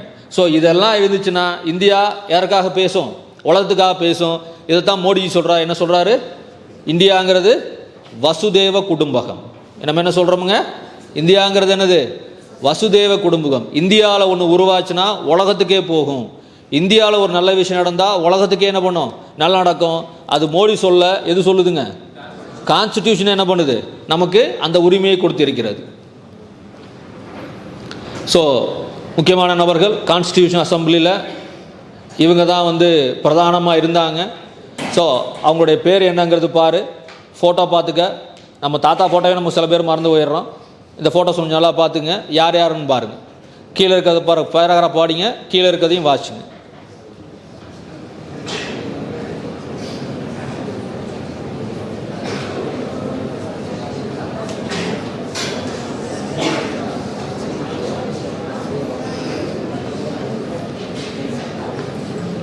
So 3 persons.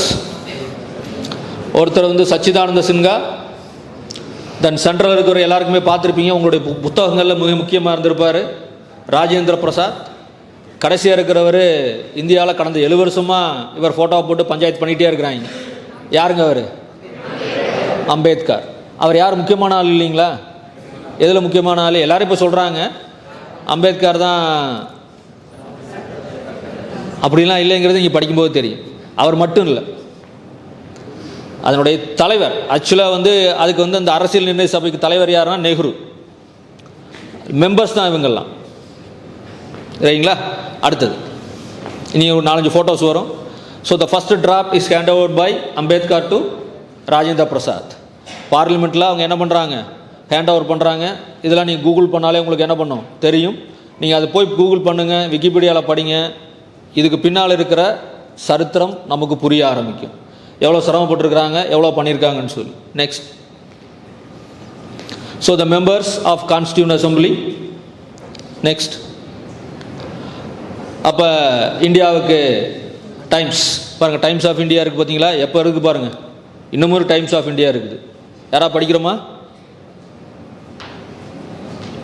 So birth of India's freedom. Next.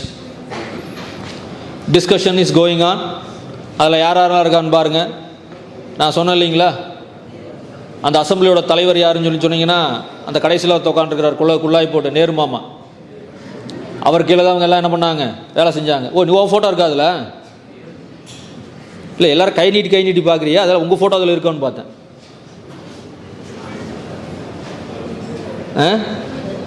நம்மளாம் அந்த ஃபேமிலியில் ஃபோட்டோக்கு குரூப் ஃபோட்டோ பார்ப்போம்ல, கல்யாணம்லாம் முடிஞ்சுன்னா வந்து டேய் நான் அங்கே இருந்தேன்டா, டேய் நான் அங்கே இருந்தேன்டா, டேய் நான் அங்கே இருந்தேன்டா, அந்த மாதிரி. அப்போ டிஸ்கஷன்லாம் போயிருக்கு. அந்த டிஸ்கஷனில் தான் அவங்க என்ன பண்ணியிருக்கிறாங்க? A photograph. Next. Next. Next. The largest constitution. இதெல்லாம் ஏன்னு பின்னால் நம்ம சொல்கிறோம். நாம் ஃபஸ்ட்டு சைன் பண்ணுறவங்க பாருங்கள், யார் பண்ணுறாங்க? அவர் தான் ஹெட்டு. அதனால் அவர் தான் ஃபஸ்ட்டு என்ன பண்ணணும்?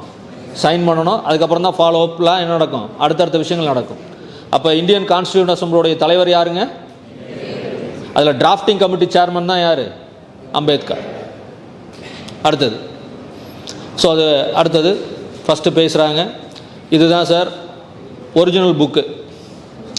இந்த ஒரிஜினல் புக்கு வந்து பார்த்தீங்கன்னா பிரிண்ட்லாம் பண்ணலிங்க, கையால் எழுதப்பட்டது. இந்த ஒரிஜினல் புக்கு எப்படிங்க? கையால் எழுதப்பட்டது. இது லித்தோகிராஃபிக்னு இது பேர் சொல்கிறாங்க. அன்னைக்கு டெல்லியில் இருந்த ஒரு மிகப்பெரிய ஒரு ஃபேமஸ் லித்தோகிராஃபிக் கையில் அவர் என்ன பண்ணியிருக்கிறாரு? எழுதியிருக்கிறாரு. இந்த ஸ்டைல் வேறு எங்கேயுமே கிடைக்காது. இன்னமும் அந்த புக்கு எங்கே இருக்குது? நம்மளுடைய பாராளுமன்ற வளாகத்தில் என்ன பண்ணப்பட்டிருக்குது? வைக்கப்பட்டிருக்கிறது. அப்புறம் அந்த பிரைம் மினிஸ்டர்ஸ்க்குன்னு இப்போ ஒரு மியூசியம் ஒன்று வச்சுருக்கிறாங்க, பிரைம் மினிஸ்டர்ஸ் மியூசியம். முதல்ல அதுக்கு பேர் நெஹ்ரு மியூசியம், இப்போ அதுக்கு பேர் பிரைம் மினிஸ்டர்ஸ் மியூசியம் மாற்றிருக்கிறாங்க. அங்கேயும் இதனுடைய பிரதி அங்கே என்ன பண்ணப்பட்டிருக்கிறது? வைக்கப்பட்டிருக்கிறது. ஸோ இதெல்லாம் படித்து பார்க்கலாம், தெரிஞ்சுக்கலாம், புரிஞ்சுக்கலாம். Will move on to the next one. Next, main characteristics of Indian constitution. மொத்த இந்தியன் கான்ஸ்டிடியூஷனுடையும் குணாதிசயங்களை நாம் சொல்கிறோம் அப்படின்னு சொன்னீங்கன்னா, லாங்கஸ்ட் ரிட்டன் கான்ஸ்டிடியூஷன், உலகத்திலேயே இதுதான் கையால் எழுதப்பட்ட மிகப்பெரிய ஒரு கான்ஸ்டிடியூஷன். மல்டிபிள் நம்பர் நம்ம பின்னால் படிக்கலாம். கிட்டத்தட்ட வந்து ஒரு அந்த ஆர்டிக்கிளு, அதுக்கப்புறமா வந்து பார்த்திங்கன்னா வந்து நிறைய விஷயங்கள் அடுத்தடுத்து சொல்லுவேன் நான். அது பார்க்கும்போது தெரியும் உங்களுக்கு ஏன் நம்ம வந்து என்ன சொல்கிறோம், நாம் வந்து ஒரு லாங்கஸ்ட் ரிட்டன் கான்ஸ்டிடியூஷன் சொல்கிறோம் அப்படின்னு சொல்லி. அடுத்தது rigid and flexible. What is rigid? இப்போ தம்பி சொன்னார் இல்லையா சார், சட்டம் போட்டாச்சுன்னா அது என்ன பண்ணக்கூடாது, கேள்வி கேட்க முடியாதுன்னு சொன்னார் இல்லையா, அது வந்து ஆட்டோக்ராட்டிக். ஃப்ளெக்சிபிள் அப்படின்னு சொன்னால் நான் சொன்னேன் சார் கேள்வி கேட்கலாங்க சார், நமக்கு அந்த உரிமையை கொடுத்துருக்குது. நம்மளுடைய அரசியல் சாசனம்ங்கிறது எப்படி both rigid as well as the flexible. நீங்கள் கேள்வியும் கேட்கலாம், கேள்வி கேட்க முடியாத அளவுக்கும் சில விஷயங்கள்லாம் இருக்குது. ஸோ எதில் கேள்வி கேட்கலாம், எதில் கேள்வி கேட்க முடியாது அப்படிங்கிறத பின்னால் நம்ம பார்ப்போம். அதுக்கடுத்ததாக இருக்குது ப்ரியாம்பிள் ஆஃப் த கான்ஸ்டிடியூஷன். நம்ம ஏற்கனவே அதை நம்ம பார்த்துட்டோம். Fundamental rights and duties. இங்கே ஃபண்டமெண்டல் ரைட்ஸ் மட்டும் கொடுக்கல, என்ன பேர் கொடுத்துருக்காங்க, ஃபண்டமெண்டல் ரைட்ஸ் அண்டு டியூட்டிஸ். அப்போ எனக்கு உரிமையும் இருக்குது, அதே சமயத்தில் என்ன இருக்குதுங்க, கடமையும் இருக்குது. அந்த உரிமையை நான் ஒழுங்காக என்ன பண்ணணும், பாதுகாக்கணும், செயல்படுத்தணும். நான் மட்டும் செயல்படுத்தலை, அடுத்தவன் செயல்படுறதுக்கு நான் உதவிகரமாக இருக்கணும். எனக்கு என்ன உரிமை இருக்குதோ அதே உரிமை அவனுக்கு இருக்குங்கிறத நான் என்ன பண்ணணும், நான் நம்பணும், அவனுக்கு வாய்ப்பு அளிக்கணும். அடுத்ததாக டைரக்டிவ் பிரின்சிபல்ஸ். எஸ் எப்படி சொல்லலாம் அப்படின்னு சொல்லி சொன்னீங்கன்னா, எஸ் நான் கிளாஸ் எடுக்க வர்றேன், எனக்கு ஒரு டாபிக் கொடுத்துருக்குறாங்க, அதே மாதிரி இன்னொரு வாத்தியாருக்கு ஒரு டாபிக் கொடுக்குறாங்க, இன்னொரு வாத்தியாருக்கு ஒரு டாபிக் கொடுக்குறாங்க. இப்போ நான் என் ஸ்டைல் எடுக்கக்கூடாது, அவர் ஸ்டைல் எடுக்கக்கூடாது, அவர் ஸ்டைல் என்ன பண்ணக்கூடாது, எடுக்கக்கூடாது.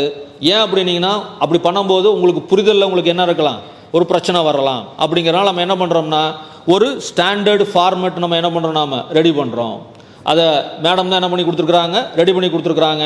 அதன் அடிப்படையில் நம்ம இதெல்லாம் என்ன பண்ணியிருக்கோம், நாம் கண்டென்ட்டாக அடிக்கிருக்கிறோம். தட் இஸ் லைக் ஒரு டைரக்ட், ஒரு நமக்கு ஒரு வந்து ஒரு வழியை ஏற்படுத்தி கொடுக்கறது. இப்படித்தான் போகணும், எப்படி போகணும், இப்படித்தான் போகணும், இந்த வழியில் என்ன பண்ணக்கூடாது, போகக்கூடாதுன்னு சொல்கிறது. That is the directive principal. இப்போ காலேஜுக்கு டைரக்டிவ் பிரின்சிபல் என்ன, ஒரு பையன் டிகிரி வாங்கணும்னு சொன்னால் என்ன பண்ணணும், 3 வருஷம் படிச்சிருக்கணும், 6 செமஸ்டர் படிச்சிருக்கணும், 6 செமஸ்டர்லையும் 75% என்ன பண்ணியிருக்கணும், அட்டன்ஸ் இருக்கணும். இல்லை 65% கம்மியாக இருந்தால் ரீட் த கோர்ஸ் பண்ணணும். இதெல்லாமே என்னது, அதுக்கப்புறம் தான் நீ வந்து கிளாஸில் உட்கார்றது, அதுக்கப்புறம் தான் நீ எக்ஸாம் எழுதுறது, அதுக்கப்புறம் தான் திருத்துறது, அதுக்கப்புறம் தான் என்ன பண்ணுறது, பாஸ் பண்ணுறது, இல்லைங்களா? So that is what is called as the directive principles. Next one parliamentary system, judicial review. Parliamentary system சொல்கிறோம், நாம் ஏற்கனவே ஃபஸ்ட்டு பார்த்தோம். ஜுடிஷியரி ரெவ்யூ, எந்த ஒரு சட்டமும் இந்தியாவை பொறுத்த வரைக்கும் எதற்கு உட்பட்டது, ஜுடிஷியல் ரெவ்யூக்கு என்ன பண்ணது, உட்பட்டது. நீதிமன்ற ஆய்வுக்கு உட்பட்டது அனைத்து சட்டங்களுமே. அதுதான் இந்த 3 நம்ம சிங்கெல்லாம் பார்த்துருப்போம் இல்லைங்களா, ஈக்குவல் வெயிட்டேஜ். இதில் நீ பெரியவன் நான் பெரியவன்லாம் கிடையாது. எக்ஸிக்யூட்டிவ் ஒரு முக்கியமான நபர்கள், லெஜிஸ்லேட்டிவ் ரொம்ப முக்கியமான நபர்கள் அப்படின்னு சொல்லணுமா, 3 பேருக்கும் சரிசமமான அளவிலான வாய்ப்பு நம்ம கான்ஸ்டிடியூஷன் என்ன பண்ணி கொடுத்துருக்குது. இதுதான் நம்ம என்ன பேர், செக் அண்ட் பேலன்ஸ் நம்ம என்னோட கான்ஸ்டிடியூஷன் என்ன பண்ணுறாங்க, சொல்கிறாங்க. அதனால தான் Indian constitution is always live, தொடர்ச்சியாக என்ன ஆகிட்டே இருக்குது, புத்தாக்கம் பெற்றுக்கொண்டே இருக்கிறது, புத்துயிர் பெற்றுக்கொண்டே இருக்கிறது. நம்ம என்ன பண்ணுறோம், நாம பேர் சொல்கிறோம். நெக்ஸ்ட், இது ஒரு சின்ன ஒரு பிக்டோகிராம், எப்படி இது வந்து உருவாச்சு அப்படிங்கிறது. 1946 ஆரம்பிச்சு, ஸோ எப்படி இவங்க கொண்டு வந்தாங்க அப்படிங்கிறது. இந்த கான்ஸ்டிடியூஷனை கொண்டு வரதுக்கு கிட்டத்தட்ட 2 வருஷம் 11 மாதம் 18 நாள் எல்லாரும் சேர்ந்து என்ன பண்ணியிருக்கிறோம், உழைச்சிருக்கிறோம். உழைச்சிருக்குமா பகவானே, உழைச்சிருக்குமா பகவானே? எப்படி பகவானே தெரியுதா உனக்கு? இல்லை தலையை குனிஞ்சிட்டு இருந்தேன்னா தெரியாதுல்ல, தலையை குனிஞ்சோம்னா கண்ணு கீழே உயருமல்ல. So yes ma'am. ஸோ கிட்டத்தட்ட பாருங்கள் எத்தனை அமெண்ட்மெண்ட்ஸ் மேட் பண்ணியிருக்கோன்னா, என்னமோ 2000 amendments made before it was finalised. அப்போ எத்தனை பேர் சண்டை போட்டிருப்பாங்க? 2000 திருத்தங்களை ஏற்படுத்தியிருக்காங்கன்னு சொன்னீங்கன்னா எவ்வளோ பெரிய லாங் டிஸ்கஷன் போயிருக்கு, இது வேணும் இது வேண்டாம் அப்படின்னு. இப்போ மொத்த மக்கள் தொகை 45 கோடி பேர், 50 கோடி பேர். அதை ரெப்ரசென்ட் பண்ணுறதுக்கு கிட்டத்தட்ட ஒரு 500 பேர் இருந்தாங்க. இந்த 500 பேர் நியாயம் பண்ணி பேசி, ஒரு 300 பேர், 500 பேர் இல்லை 295 சம்திங். ஸோ இவங்கெல்லாம் சேர்ந்து தான் என்ன பண்ணாங்க, இந்த கான்ஸ்டிடியூஷனை என்ன பண்ணாங்க, கொண்டு வந்தாங்க. அப்போ எவ்வளோ பெரிய விவாதம் ஆகிருக்கும். அவ்வளோ பெரிய விவாதம் எத்தனை வருஷத்துக்கு முன்னாலேங்க, 70 வருஷத்துக்கு முன்னால், 75 வருஷத்துக்கு முன்னால். 75 வருஷத்துக்கு முன்பு உருவாக்கப்பட்ட ஒரு அரசியல் சாசனம் இன்றைக்கும் உயிரோடு இருக்குது. அதை நம்ம என்ன பண்ணிகிட்டு இருக்கிறோம்? ஃபாலோ பண்ணிகிட்டு இருக்கிறோம். That is the power of Indian constitution. Next, இந்த மொத்த கான்ஸ்டிடியூஷனையும் நாம் சில விஷயங்களெல்லாம் நாம் என்ன பண்ணியிருக்கிறோம்னா உருவாக்கியிருக்கிறோம். நம்ம அப்ஜெக்டிவ் சொன்னோம் இல்லைங்களா? இது எல்லாமே வந்து நாமளாக உருவாக்குனது அப்படின்னு சொல்ல முடியாது. நாம் சில விஷயங்கள், நல்ல விஷயங்களை நாம் என்ன பண்ணியிருக்கிறோம், மற்றவங்ககிட்ட நாம் என்ன பண்ணியிருக்கிறோம், ட்ரா பண்ணி இந்த நம்மளோட இந்தியன் கான்ஸ்டிடியூஷன் நம்ம என்ன பண்ணியிருக்கிறோம், உருவாக்கியிருக்கிறோம். அப்போ இந்தியன் கான்ஸ்டிடியூஷன் அப்படிங்கிறது என்ன கிடையாது, ஒரு தனிப்பட்ட ஒன்று அப்படி நம்ம என்ன பண்ண முடியாது, ப்ரொக்ளைம் பண்ணிக்க முடியாது. பல்வேறு விதமான நல்ல விஷயங்கள் உலகத்தில் இருக்கிறப்போ நம்ம என்ன பண்ணியிருக்கிறோம், எடுத்துக்கிட்டு நம்ம என்ன பண்ணியிருக்கிறோம், நம்மளோட இந்தியன் கான்ஸ்டிடியூஷன் நம்ம என்ன பண்ணியிருக்கிறோம், டிசைன் பண்ணியிருக்கிறோம். ஸோ என்னென்ன விஷயங்கள் அப்படிங்கிறது நம்ம என்ன பண்ணியிருக்கோம், அங்கே சொல்லியிருக்கிறோம். நாம் மேடம் மைக்கு தம்பிகிட்ட கொடுங்க மேடம். அவர் ஃபஸ்ட் ஒன்று வாசிக்கட்டும், அடுத்தது வாசிக்கட்டும். நீ இல்லை, ஃபைன், வா. ஃபர்ஸ்ட் வாசிங்க சார். ப்ளூ கலரில் மேலே இருக்கு ஒன்று, ஃபண்டமெண்டல் எங்கேருந்து வாங்கியிருக்கோம் சார்? யூஎஸ். என்ன சார்? Super sir. பக்கத்தில் சார்.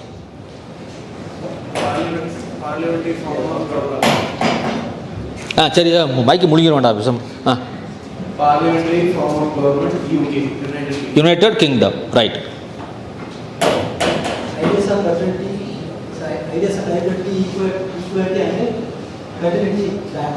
எங்கடா இருக்குது பிரான்ஸ்? எங்கடா இருக்குது பிரான்ஸோட இப்போ ஜனாதிபதி யார்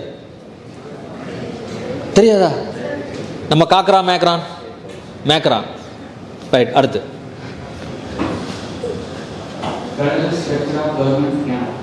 கனடாவோட இப்போ நேற்று கூட ரிசைன் பண்ணிட்டார் அவர். பிரைம் மினிஸ்டர் பேர் என்ன? யாரோ சொல்கிறீங்களே, யாரோ சொன்னீங்க? ஜஸ்டின். டேய், இந்த பக்கம் யாரோ சவுண்டு வந்துச்சாடா? சந்தோஷப்படக்கூடாது. நீங்கள் தான் மேடம்? மேடம் தம்பி 2 டேப் எடுத்துட்டோம். Directive Ireland. எங்கே இருக்குது அயர்லாண்டு? எங்கே இருக்குது? சரி, பரவாயில்ல, உட்காருங்க.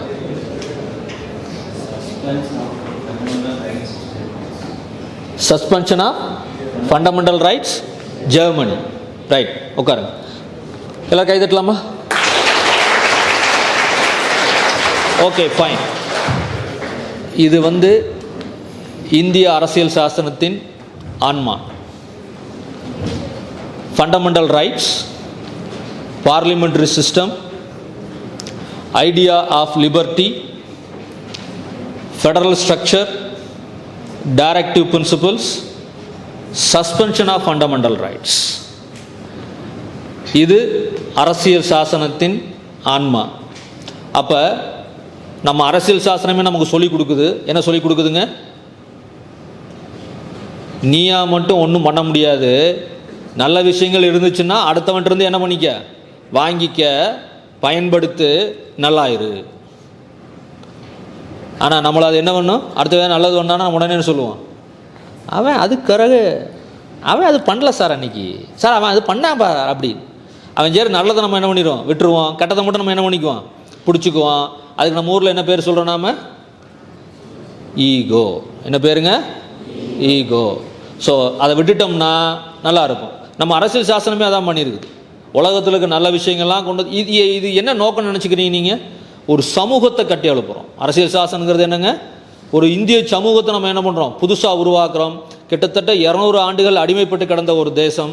இந்த தேசத்தினுடைய சுய சிந்தனை இழந்துட்ட நாம மறுபடியும் சுய சிந்தனையை கொண்டு வரணுங்கிறதுக்காக உலகத்தில் இருக்கிற நல்ல விஷயங்கள், நம்மகிட்ட இருக்கிற நல்ல விஷயங்கள் எல்லாத்தையும் போட்டு ஒரு ஜாரில் அடித்து கொண்டு வந்தது தான் என்னதுங்க, கான்ஸ்டிடியூஷன் ஆஃப் இந்தியா. அப்போ இந்த நல்ல விஷயங்களை நாம் அரசியல் சாசனம் சொல்லுது. அதே மாதிரி பக்கத்தில் இருக்கவன், பக்கத்து வீட்டுக்காரன்ட்ட இருக்கிறவன், பக்கத்து நாட்டுக்காரர் இருக்கிறவன், பக்கத்து ஊரில் இருக்க நல்லது பண்ணானா நீ அதை என்ன பண்ணு, ரெக்கக்னைஸ் பண்ணு. எப்போல்லாம் அடுத்தவன் நீ ரெக்கக்னைஸ் பண்ணுறியோ அப்போ நீ என்ன பண்ணுவ, வளருவ. நீ அடுத்தவன் ரெக்கக்னைஸ் பண்ணலைன்னா நீ என்ன பண்ணல, வளரலை, கீழே போயிடுவோம். Next will come to the final. இதுதான் ஆர்டிக்கல். இந்திய கான்ஸ்டியூஷனை 2 செட்டாக பிரிக்கிறாங்க.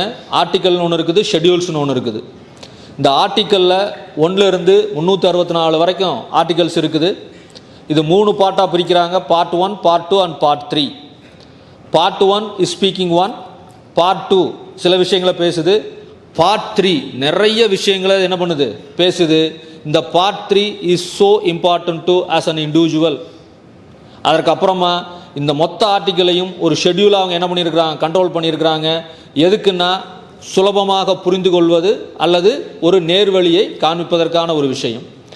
Part 1, the union and it's territory. தமிழில் தப்பாக வருது, உங்களில் டவுன்லோடில் அது ஃபாண்ட் இல்லை, சப்போர்ட் ஆகலை. Right, okay.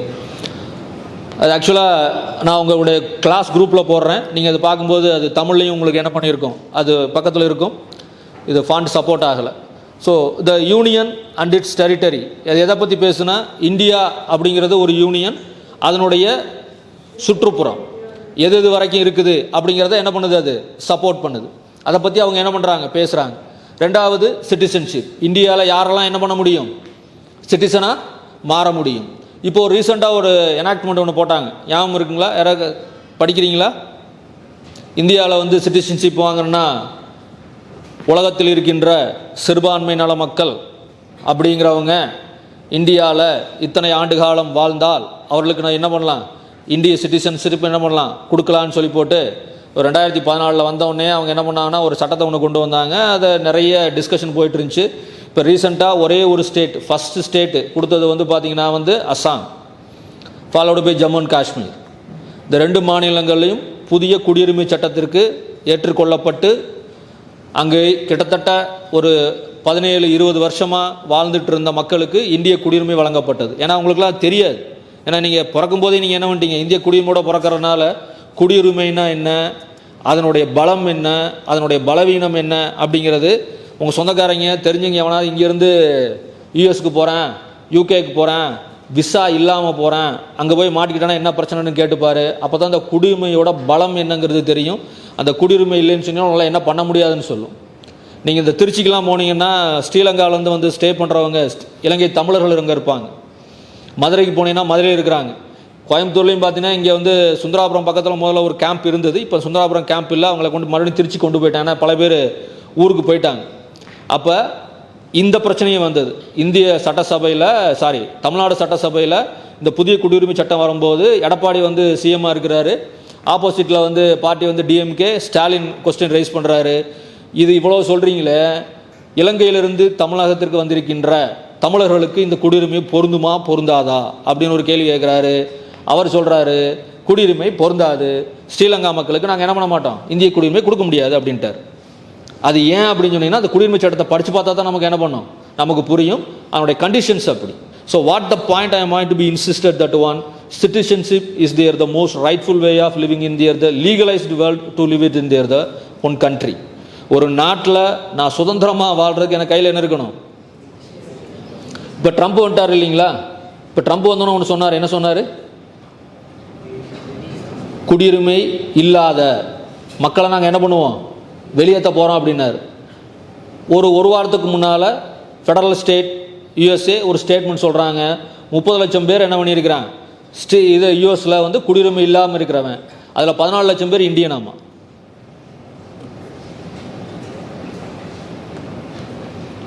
ஸோ குடியுரிமை என்பது மிகப்பெரிய ஒரு நமக்கு. நான் வந்து குடியுரிமை இருக்குன்னு சொல்லி எனக்கு எப்படி சார் தெரியும்? இப்போ நான் வந்து இந்தியா குடியுரிமைனா என்கிட்ட என்னென்ன டாக்குமெண்ட் இருக்குது, லீகல் டாக்குமெண்ட்டு, ஆதார் கார்டு ஒன்று, அடுத்து பேன் கார்டு ஒன்று, அடுத்து ஓட்டர் ஐடி, அடுத்து அதான் பிரதானம், ரேஷன் கார்டு தான் அடிப்படை. அதுக்கப்புறம் தான் அடுத்ததெல்லாம் என்ன பண்ணும் உனக்கு வரும். ரேஷன் கார்டு கையில் முக்கியமாக என்ன பண்ணணும், இருக்கணும் அப்படிங்கிறது basic document. Will move to the next one. The third part is schedule. Article number 12லேருந்து 13 வரைக்கும் ஃபண்டமெண்டல் ரைட்ஸ். இதை பற்றி நம்ம விலாவரியாக நம்ம வந்து பேச போகிறோம். அடுத்தது வந்து பார்த்திங்கன்னா 14லேருந்து 18 ரைட் டு ஈக்குவாலிட்டி, அடுத்தது right to freedom, right against exploitation, right to freedom of religion, cultural and educational right, saving of certain laws. So இந்த பாயிண்ட் இங்கே என்ன பண்ணணும், இந்த பார்ட் 3 என்ன பண்ணுதுன்னா நமக்கு இருக்கிற அடிப்படை உரிமைகளை பகுதி பகுதியாக அங்கே என்ன பண்ணுது, நமக்கு டீட்டெயில்டாக நமக்கு அங்கே என்ன பண்ணியிருக்குது, சொல்லப்பட்டு இருக்கிறது. அப்போ என்னுடைய உரிமை, என்னுடைய கடமை ரெண்டுமே நான் எங்கேருந்து தெரிஞ்சுக்கலாம், நான் என்னுடைய ரைட்ஸ்லேருந்து தெரிஞ்சுக்கலாம். இது எனக்கு இல்லைன்னு சொன்னால் இம்மிடியட்டாக நான் எங்கே கொண்டு போய் அப்பீல் பண்ண முடியும், கோர்ட்டில். எங்கே போய் பண்ண முடியும், கோர்ட்டில். கோர்ட்டுக்கு போகிறதுக்கு முன்னால் நான் யார்கிட்ட போய் அப்ரோச் பண்ணணும், எக்ஸிக்யூட்டிவ்ஸ். யார்கிட்ட போய் அப்ரோச் பண்ணணும், எக்ஸிக்யூட்டிவ்ஸ். எனக்கு இந்த பிரச்சனை இருக்குதுங்க, என்னங்க சொல்கிறீங்கன்னு கேட்டுட்டு தான் நீங்கள் என்ன பண்ணணும், கோர்ட்டுக்கு போகணும். டைரெக்டாக போய் கோர்ட்டில் போய் நீங்கள் என்ன பண்ண முடியாது, உட்கார முடியாது. நான் சொன்னேன் சிலது டைரெக்டாக போகலாம், சிலது என்ன பண்ணலாம், லோயர் கோர்ட்டில் தான் போகணும்னு சொல்லியிருக்கிறேன். Will move on next one. So part 4, part 4A, part 5. So 36லேருந்து 51 இது படிங்க.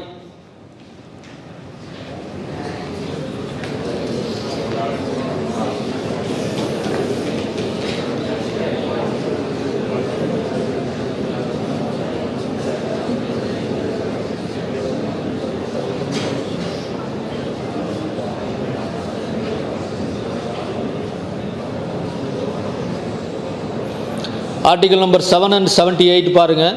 ஒரு கவர்மெண்ட்டை எப்படி ரன் பண்ணணும் அதுக்கு அங்கே என்ன பண்ணப்பட்டிருக்கிறது, விளக்கம் கொடுக்கப்பட்டிருக்கிறது. அப்படின்னா இந்தியாவில் நடக்கிற ஒவ்வொரு விஷயங்களுக்குமே அங்கே என்ன இருக்குது, நமக்கு விளக்கம் இருக்குது. அந்த விளக்கத்தின் அடிப்படையில் தான் நம்ம இங்கே என்ன பண்ணிருக்கிறோம், கவர்மெண்ட்டே நம்ம என்ன பண்ணிகிட்டு இருக்கிறோம், ரன் பண்ணிக்கிட்டு இருக்கோம். நெக்ஸ்ட். ஸோ இந்த மாதிரி ஒரு 368 வரைக்கும் ஷெட்யூல் இருக்குது, ஆர்டிகல்ஸ் இருக்குது. வாங்க அடுத்து வாங்க, அடுத்து வாங்க, அடுத்து வாங்க, அடுத்து வாங்க. So 395 next. ஷெட்யூல்ஸ். சார் ஆர்டிக்கிளுக்கும் ஷெட்யூலுக்கும் என்ன சார் வித்தியாசம்? ஆர்டிக்கிள்னு ஒன்று வச்சுருக்கிறோம், ஷெட்யூல்னு ஒன்று வச்சுருக்கிறோம். என்ன வித்தியாசம்? இந்த ஷெட்யூலில் வந்து பார்த்தீங்கன்னா கிட்டத்தட்ட வந்து பார்த்தீங்கன்னா ஒரு 12 ஷெட்யூல் இருக்குது. அதில் ஒன்றே ஒன்று மட்டும் நான் என்ன பண்ணியிருக்கிறேன், சிவப்பு கலரில் வேறு காமிச்சிருக்கிறேன் நான்.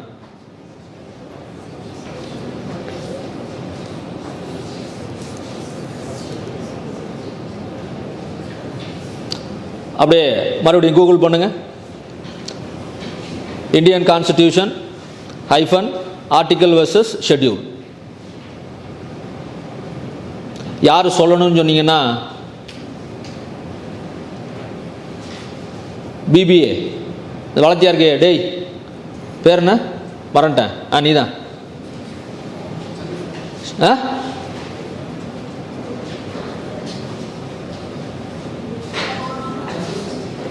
Chandru.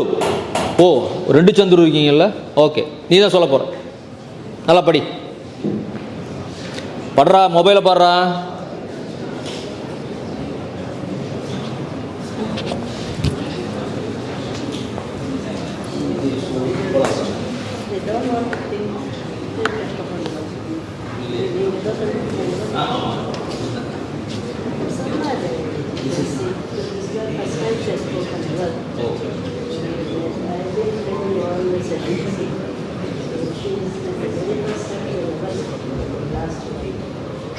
In the India Constitution, Article is a guideline for basic rules. நீ அதை எனக்கு வாசிக்காத, நீ படிச்சுட்டு உனக்கு என்ன புரியுதோ எனக்கு சொல்லு. 100% அப்படியே என்ன சொல்லணும்னு நான் விரும்பலை. நீ படிச்சுட்டு உனக்கு என்ன புரியுதுங்கிறது மட்டும் சொல்லு.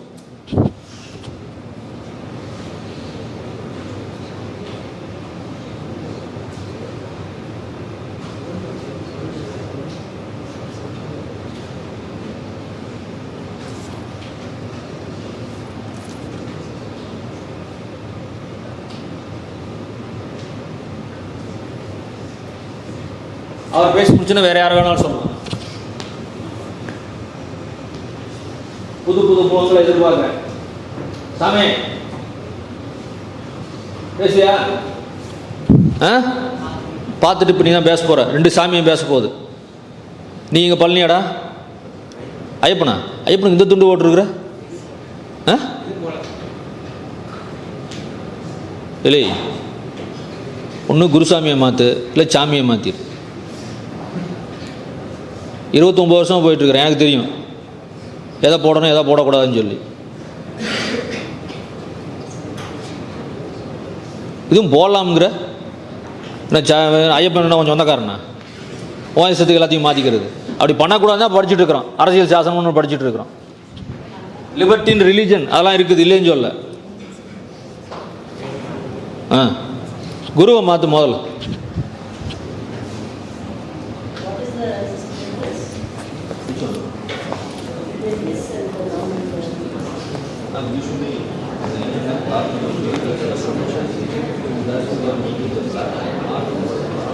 இது வந்து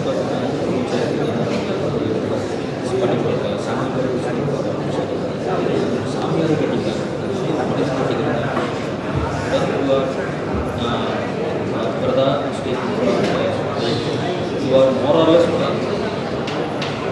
அதுதான் சொல்லப்படுற விஷயம். நீ அந்த ஒரு ஆக்கிரகம் கொண்டு வரணுங்கிறதுக்காகத்தான் நம்மளை என்ன பண்ணுறோம், 41 நாள் நம்மளை என்ன பண்ண சொல்கிறாங்க, விரதம் இருக்க சொல்கிறாங்க.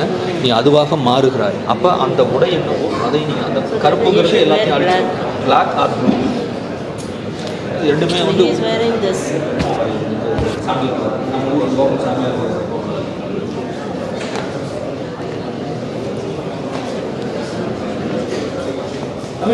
சொல்றா.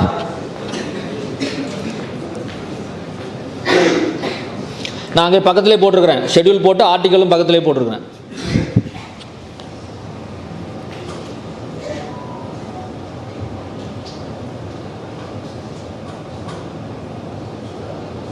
உனக்கு புரிஞ்சு சொல்லு.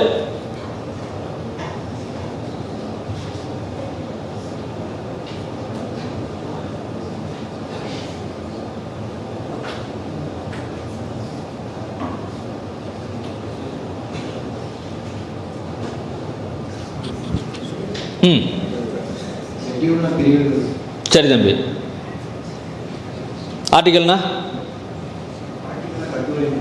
என்னங்க? ஷெட்யூல்னா பிரிவு, ஆர்டிக்கல்னா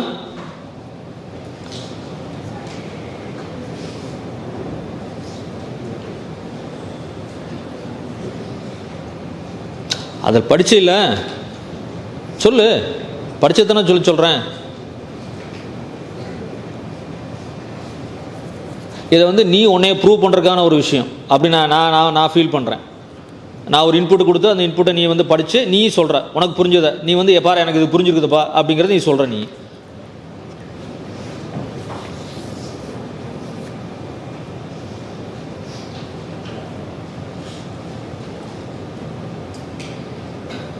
சாமி அவர் யோசிக்கட்டும். சொல்லுங்கள் சாமி. யோசிக்கட்டும். இல்லை நின்றுக்கிட்டே யோசிச்சுட்டு உட்காந்துட்டானா அப்புறம் மறந்துடுவேன். இங்கே வராரு பகவான் இருக்கிறாரு பாருங்க, பகவான்கிட்ட கொடுங்க.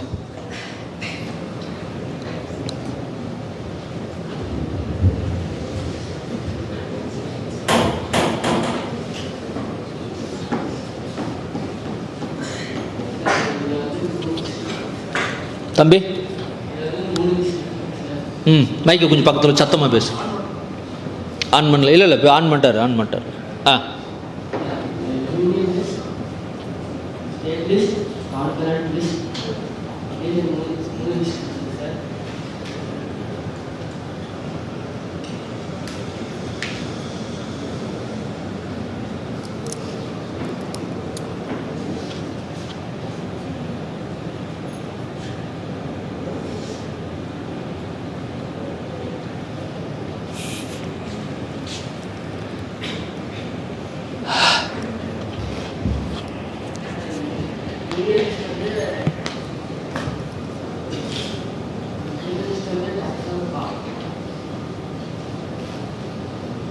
இல்லை இதெல்லாம் வந்து ஷெட்யூலுக்கும் ஆர்டிக்கலுக்கும் டிஃப்ரென்ஸில் போட்டிருக்காங்களா?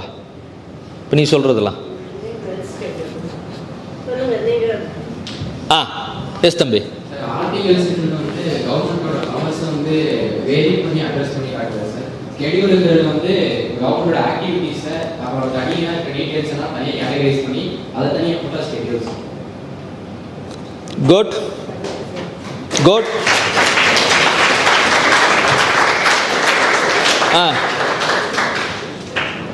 நீங்கள் உட்காருங்க. ஏன் சொல்கிறியா? மைக் கொடுங்க, அவன்கிட்ட கொடுங்க.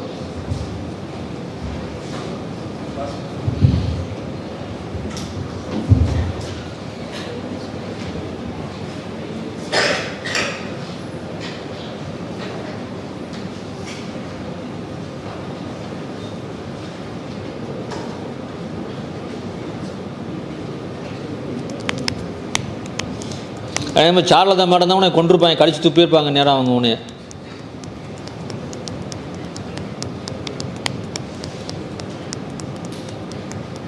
சொல்கிறா, ஏதாவது சொல்கிறா.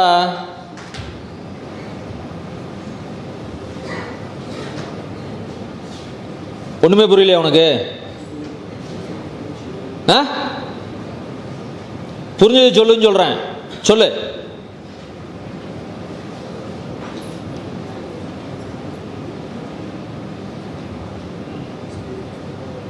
பாய் சொல்கிறார்கள் என்னமோ. கொடு மைக், அவன்கிட்ட கொடு,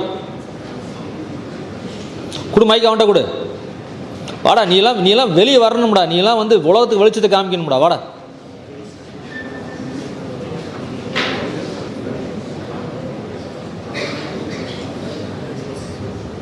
பேர் சொல்லு. Sir Mohammed Yasik தாரியா BP.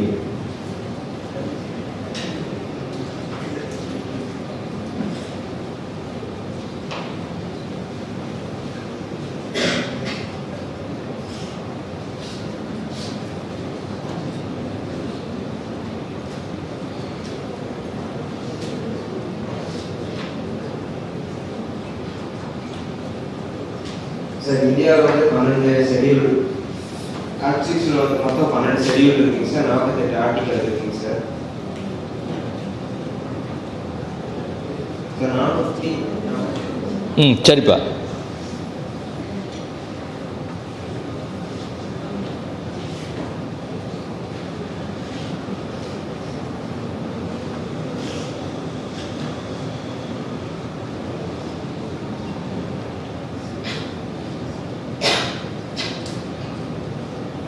S, super. Sir இப்போ ஆர்டிகல்ஸ் வந்து இன்ஃபர்மேஷன் கொடுத்துருக்காங்க சார், ஆனால் அதை தாண்டி ஷெட்யூல்ஸ் வந்து அதோட அடிஷனல் இன்ஃபர்மேஷன் வந்துருச்சு ஷெட்யூல்ஸில் articles. Okay okay, good good good.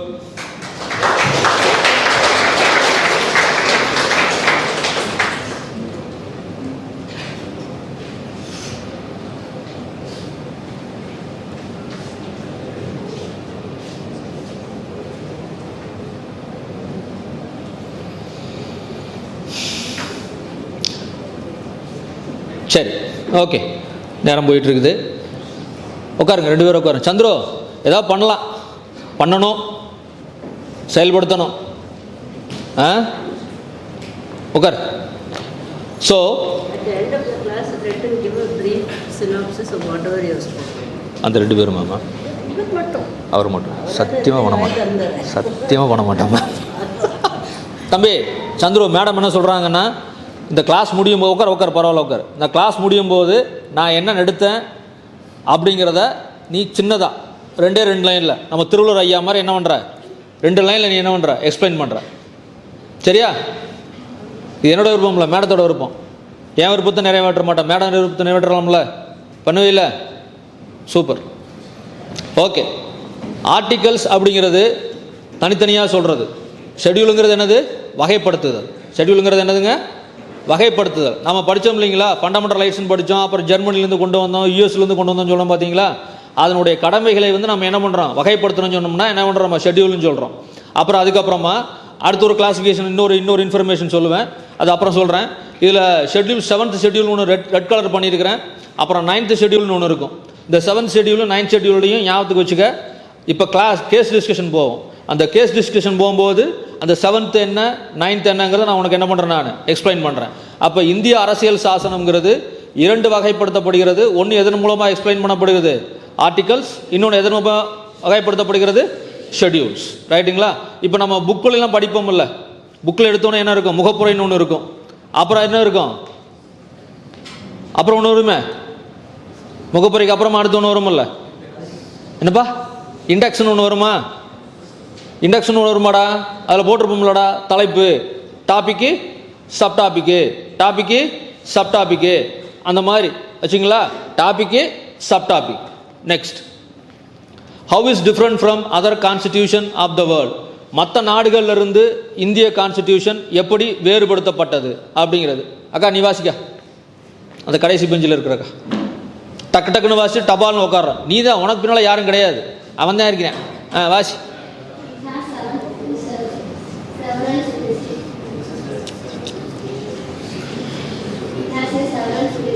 wasn't focused that discussed it from other constitutions of the world. Okay, அவங்க அடுத்து வாங்க.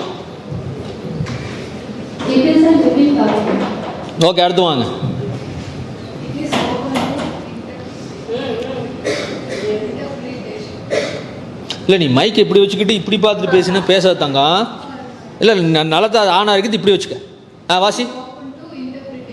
ரைட்டுங்க, வாங்க அடுத்துங்க. சூப்பர், அடுத்துங்க. சூப்பருங்க, அடுத்துங்க. It can adapt itself according to the changing needs of time. Super, வாங்க அடுத்துங்க.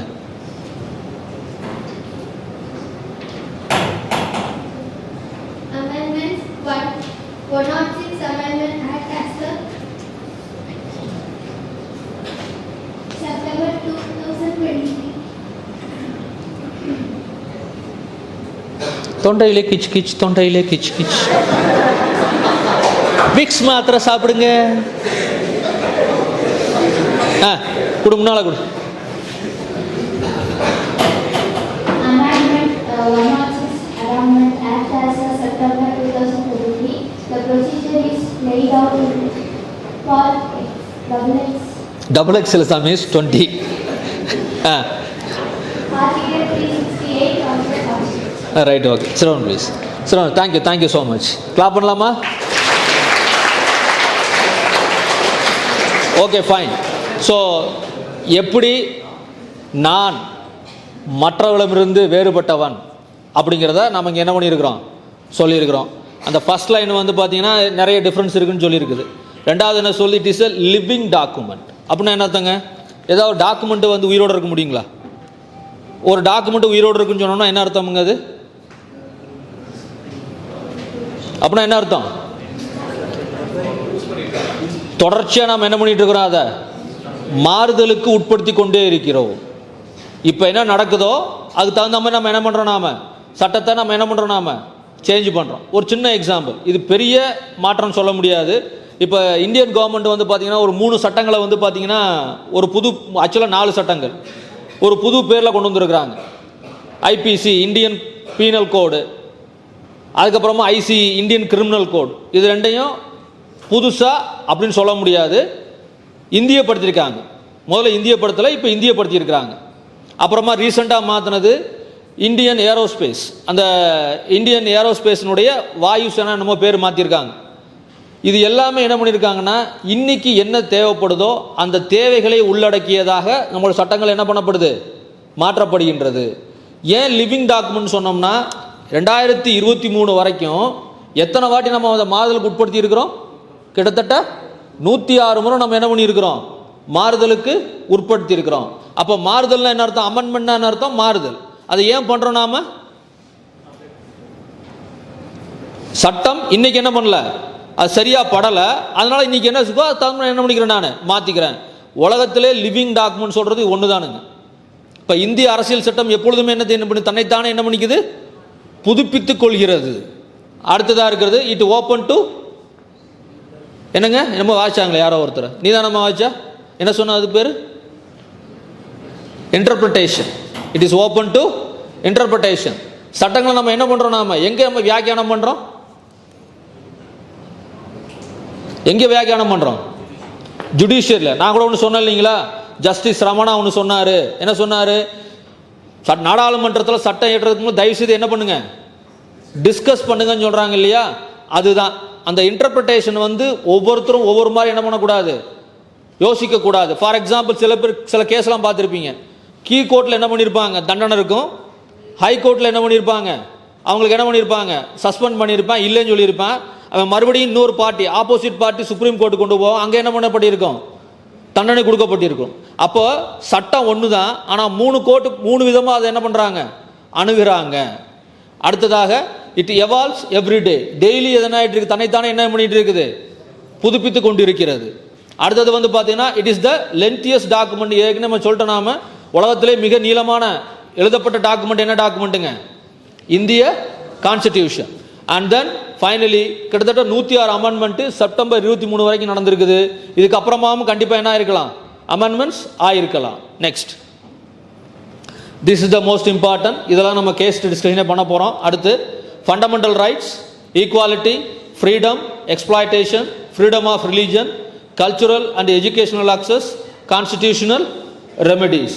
இந்த constitutional remedies தான் நம்ம என்ன சொல்கிறது, கோர்ட்டுக்கு நம்ம போகிறோம், நம்மளுடைய உரிமையில் நாம் என்ன பண்ணுறோம், நாம் நிலைநாட்டுகின்றோம். வாங்க அடுத்தது ஃபைனலாக வந்துட்டோம். இதெல்லாம் தெரிஞ்சால் எனக்கு என்ன கிடைக்கும், இந்த மாதிரியான கேள்விகள் எனக்கு உருவாகும். இப்போ கேள்வி கேட்கலாமா? கேள்வி நான் கேட்குறேன், பதில் யார் சொல்ல போகிறீங்க? நீங்கள் சொல்ல போகிறீங்க. ஃபஸ்ட்டு கேள்வி, கான்ஸ்டிடியூஷன்னா என்ன? உனக்கு புரிஞ்சதை சொல். கான்ஸ்டிடியூஷன்னா என்ன? யாராவது ஒருத்தர்.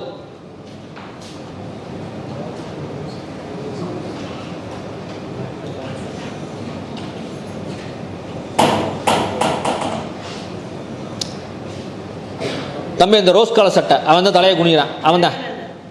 Ma'am who's ma'am? நீங்கள் ஃபோன் பார்த்துட்டே இருந்தீங்களே, ஏந்துருங்க. நீங்கள் தான்ப்பா, நில்லுங்க, சொல்லுங்க. அவர் பேசிட்டு ஃபுல்லாக ஃபோன் பார்த்தீங்கல்ல, சொல்லுங்க. கான்ஸ்டிடியூஷன்னா என்ன? சட்டமா? தேனிக்காரன கான்ஸ்டிடியூஷன் சட்டமா?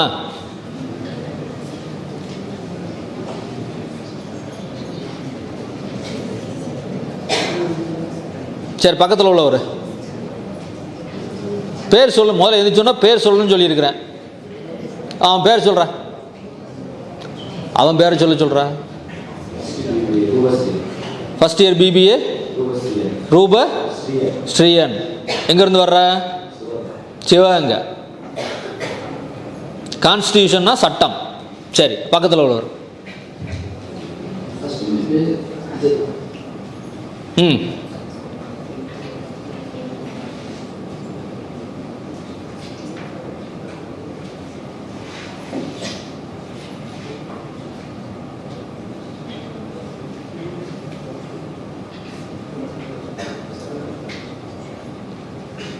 ஸோ இதெல்லாம் என்னென்னா, நீ எவ்வளோ ஆர்வமாக நீ இந்த வகுப்பு நீ கவனிச்சிருக்கிற அப்படிங்கிறது எங்களுக்கு ஒரு எக்ஸாம்பிள்.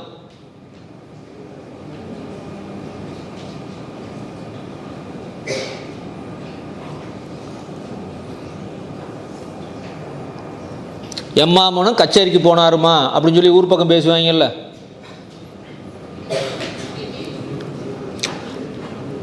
எங்கள் வீட்டுக்காரரும் லாயரு, டெய்லி கோர்ட்டுக்கு போயிட்டு வர்றாருன்னு சொல்கிற மாதிரி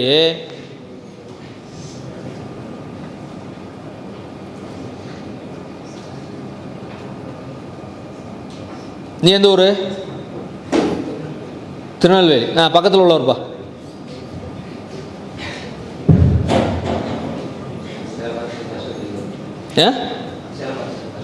அதாவது மைக்கில் சிலம்பரசன், ஃபர்ஸ்ட் பிபிஏ. சொல்லுங்கள், அது என்ன கேள்வி? What is constitution? கான்ஸ்டிடியூஷன்னா என்ன?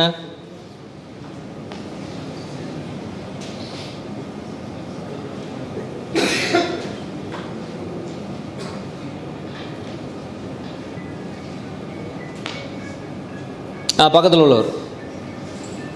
இவங்கெல்லாம் அவுட்ஸ்டாண்டிங் ஸ்டூடெண்ட்ஸ்.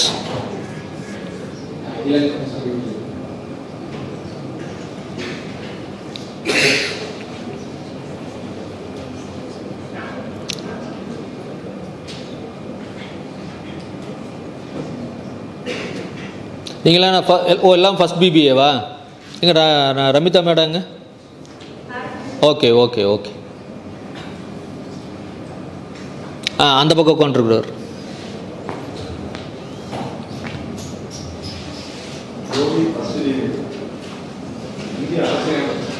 இந்திய அரசியலமைப்பு சட்டம். சட்டம்னு சொல்லாமா இல்லை சாசனம்னு சொல்லாமா? Okay right. உங்கள் 4 பேருக்கு அவன் பதில் சொல்லியிருக்கிறான். அதுக்குள்ளே என்னங்கிறது அப்புறம் பார்த்துக்கலாம். அந்த வார்த்தையை நமக்கு சொல்ல தெரியல. அந்த வார்த்தையில் உனக்கு தெரியுமா தெரியாதா? தெரியுமா தெரியாதா? அப்புறம் சொல்ல மாட்டேங்கிற.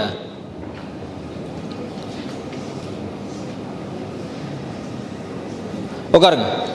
ஸோ இரண்டாவது கேள்வி நமக்கு இங்கே தாங்க தெரிய மாட்டேங்குது. What do a country need, sorry, why do a country need a constitution? ஏன் ஒரு நாட்டிற்கு கான்ஸ்டிடியூஷன் வேணும்?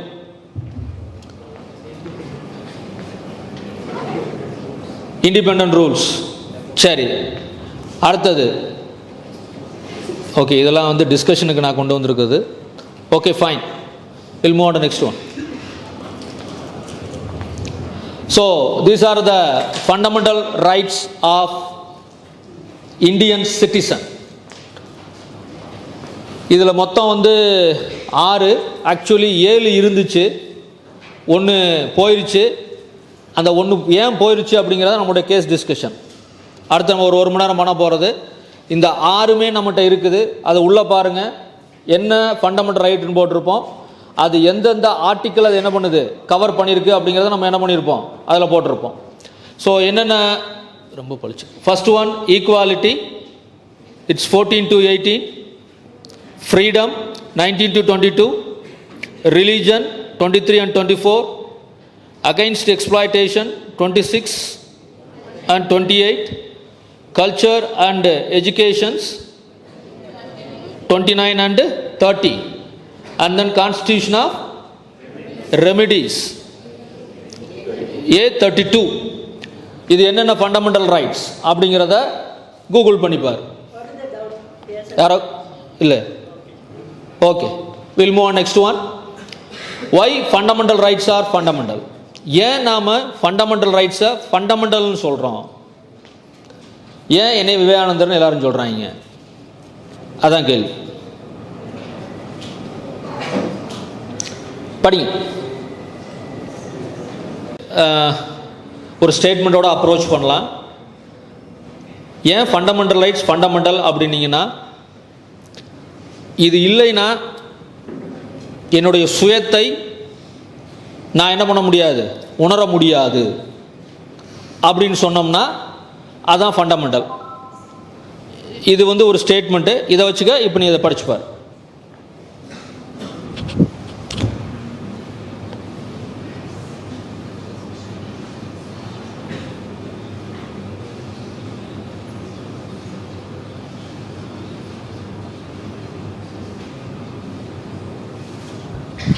எல்லாருமே அட்டெம்ப்ட் பண்ணுற, ஆனால் அதை பேசுன்னு சொல்லும் போது அவனுக்கு என்ன ஆகுது, ஒரு தடங்கல் வருது.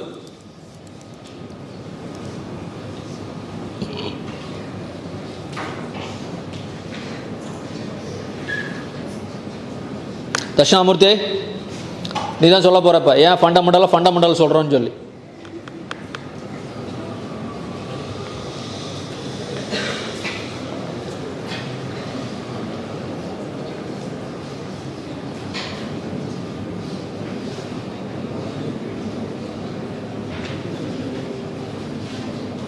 The very first statement is explaining why it's fundamental.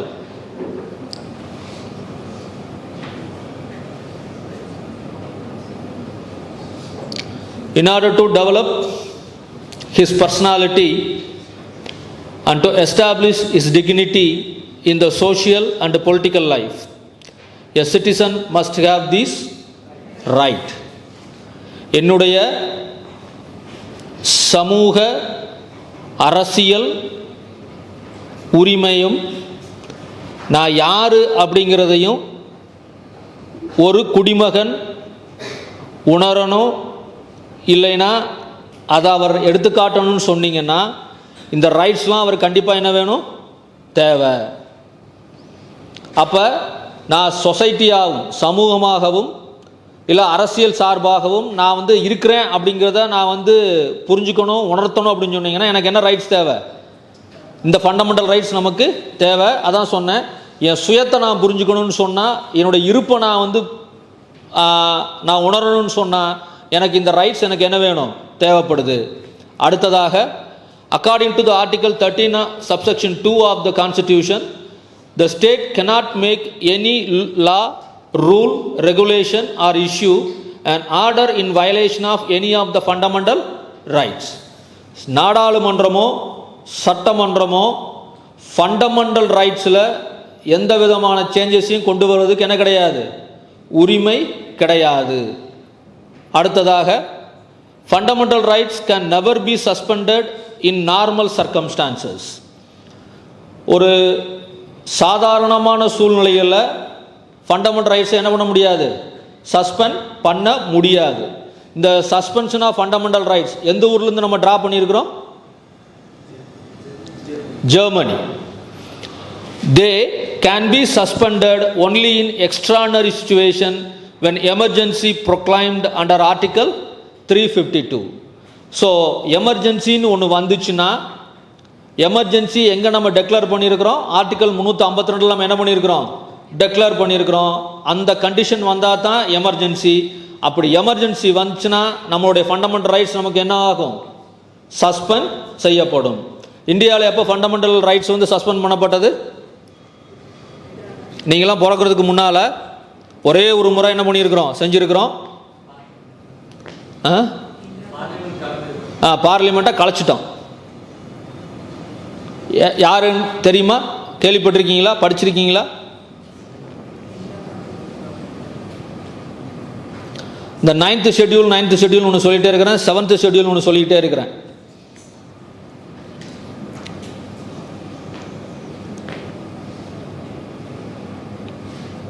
ஒரே ஒரு முறை இந்தியாவில் என்ன பண்ணப்பட்டது? எமர்ஜென்சி கொண்டு வரப்பட்டது. அப்போ தான் அந்த 9th ஷெட்யூலும் கொண்டு வரப்பட்டது. யார்ப்பா? சொல்லுங்க. நீங்க தான். யாருங்க? பொண்ணா பையனாமா? கருப்பு சட்டையா? சொல்லுங்க. You know it. You know the answer. You tell. நீங்க சொல்லுங்க. ஓகே, உட்கார். இந்திரா காந்தி காலத்தில் அவங்க என்ன பண்ணாங்கன்னா எமர்ஜென்சி கொண்டு வந்தாங்க. ஏன் கொண்டு வந்தாங்க அப்படின்னு சொல்லி சொன்னீங்கன்னா, சொல்லமா மேடம்?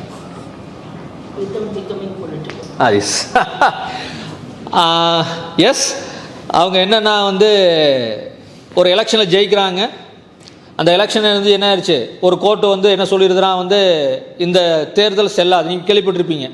இப்போ கூட நம்ம ஊரில் ஒரு லேட்டஸ்ட்டாக ஒரு கேஸ் போட்டிருக்கிறாங்க. யார் மேலே? நம்ம இவர் இருந்தார் இல்லையா, இப்போ இறந்தார்ல, EVKS இளங்கோவன், ஈரோடு தொகுதியில் வந்து அவர் கடைசியாக வின் பண்ணார். அவர் வின் பண்ணது செல்லாதுன்னு சொல்லி போட்டு என்ன பண்ண கேஸ் போட்டாங்க. கேஸ்னால் ட்ரையலில் இருக்குது. பட் EVS இளங்கோவன் என்ன பண்ணிட்டார்? அவர் போய் சேர்ந்துட்டார். ஸோ அந்த தேர்தல் செல்லாது அப்படின்னு சொல்லி என்ன பண்ணுறாங்க? ஒரு கோர்ட்டு சொல்லுது. ஒரு கோர்ட்டு சொன்ன உடனே எப்படி ஒரு நாட்டினுடைய பிரைம் மினிஸ்டர் நேர்மையாக தேர்தல் நடந்திருக்குது, அது எப்படி இல்லைன்னு சொல்லலாம் அப்படின்னு சொல்லி போட்டு என்ன பண்ணுறாங்க? சஸ்பெண்ட் பண்ணுறாங்க. அப்போ தான் அந்த ஆர்டிக்கல் 352 என்ன பண்ணுறோம் நாம் இந்தியா சந்திக்கிறது.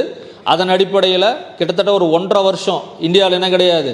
பார்லிமெண்ட் கிடையாது, கவர்மெண்ட் கிடையாது. Only one army. யார் ஆர்மி? இந்திரா காந்தி ஆர்மி. அப்புறம் அதுக்கப்புறமா வந்து பார்த்திங்கன்னா வந்து என்ன பண்ணப்பட்டது? அதை மறுபடியும் ரிவைவ் பண்ணாங்க. அடுத்த எலெக்ஷனில் அவங்க தோத்துட்டாங்க. பட் அடுத்த எலெக்ஷனில் மறுபடியும் அவங்க என்ன பண்ணிட்டாங்க? ஜெயிச்சிட்டாங்க. அப்போ எந்த மக்கள் அவர்களுக்கு ஓட்டு போட்டாங்களோ அதே மக்கள் திரும்ப அவங்களுக்கு ஓட்டு போட்டு அவங்களை என்ன பண்ண வச்சுட்டாங்க? ஜெயிக்க வச்சுட்டாங்க. அதனால தான் கான்ஸ்டியூஷன் சொல்லுது. நம்ம ஒரு பாயிண்ட் படித்தோம். இது யாருக்காக உருவாக்கப்படுகிறது? மக்களுக்கு. யாரால் உருவாக்கப்படுகிறது? மக்களால். அப்போ நீங்கன்னா நாம தான். ஏன்னா இந்திரா காந்தி அம்மா வந்து பிரைம் மினிஸ்டர்னா அவங்க ஒருத்தவங்க மட்டும் பிரைம் மினிஸ்டர் இல்லை. It's prime minister for India, எல்லாருக்கும்.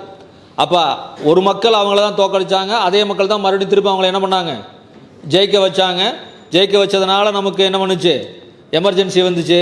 தோக்க வச்சதுனால எமர்ஜென்சி வந்துச்சு நம்ம வச்சுக்கலாம் நாம். Okay, fine. Will move on to the next one. So fundamental ரைட்ஸுங்கிறது ரொம்ப அடிப்படையானது, உயிர் மாதிரியானது. என்னை நான் நிர்வகித்துக் கொள்வதற்கும் என்னைய நான் இருக்கிறேன்னு உணர்றதுக்கு எனக்கு என்ன தேவைப்படுது? ஃபண்டமெண்டல் ரைட்ஸ் எனக்கு இருக்குது. இப்போ நான் இருக்கிறேன் அப்படின்னு சொன்னால் என்ன அர்த்தம்? இப்போ நான் நிற்கிறேன் அப்படின்னு சொன்னால் இருக்குன்னு அர்த்தமா? எனக்கு என்ன வேணும்? பேசுகிறதுக்கு உரிமை இருக்கணும். நான் நினைக்கிறத சொல்கிறதுக்கு உரிமை இருக்கணும். நான் நினச்சதை செய்கிறதுக்கு உரிமை இருக்கணும். எனக்கு ஓட்டு போடுற என்ன பண்ணணும்? உரிமை இருக்கணும். இந்த ஊரில் வாழ்கிறதுக்கு உரிமை இருக்கணும். இந்த உரிமையெல்லாம் யார் கொடுக்குறா? கான்ஸ்டிடியூஷன். இது கொடுத்தா தான் நான் யார்? இந்திய குடிமகன். அப்போ நான் இந்திய குடிமகனாக இருக்குன்னு சொன்னீங்கன்னா எனக்கு இந்த ரைட்ஸ்லாம் இருந்தால் தான் நான் என்னது? இந்திய குடிமகன். அந்த ரைட்ஸ் எனக்கு அடிப்படையாக தேவைப்படுறதுனால நம்ம என்ன பேர் சொல்கிறோம்? இது ஃபண்டமெண்டல் ரைட்ஸ் அப்படின்னு நம்ம என்ன பண்ணுறோம்? சொல்கிறோம். Next, limitations of fundamental rights. Next. Okay, அவ்வளோதான். It's closed. ஒரு ஸ்டேட்மெண்ட்டோட அப்ரோச் பண்ணலாம். ஏன் ஃபண்டமெண்டல் ரைட்ஸ் ஃபண்டமெண்டல் அப்படின்னீங்கன்னா, இது இல்லைன்னா என்னுடைய சுயத்தை நான் என்ன பண்ண முடியாது? உணர முடியாது அப்படின்னு சொன்னோம்னா அதான் ஃபண்டமெண்டல். இது வந்து ஒரு ஸ்டேட்மெண்ட்டு. இதை வச்சுக்க. இப்போ நீ இதை படிச்சுப்பார்.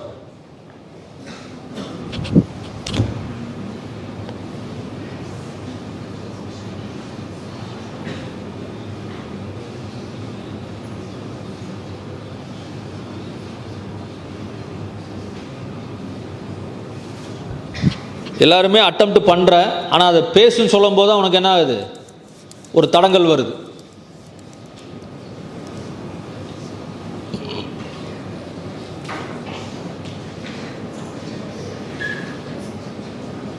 தட்சிணாமூர்த்தி, நீ தான் சொல்ல போகிறப்ப ஏன் ஃபண்டமெண்டல் சொல்கிறோன்னு சொல்லி.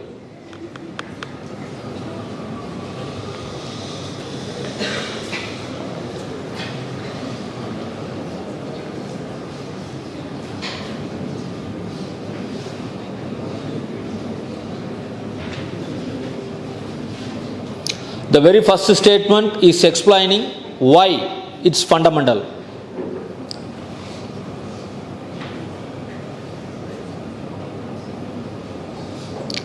In order to develop his personality and to establish his dignity in the social and political life, a citizen must have this right.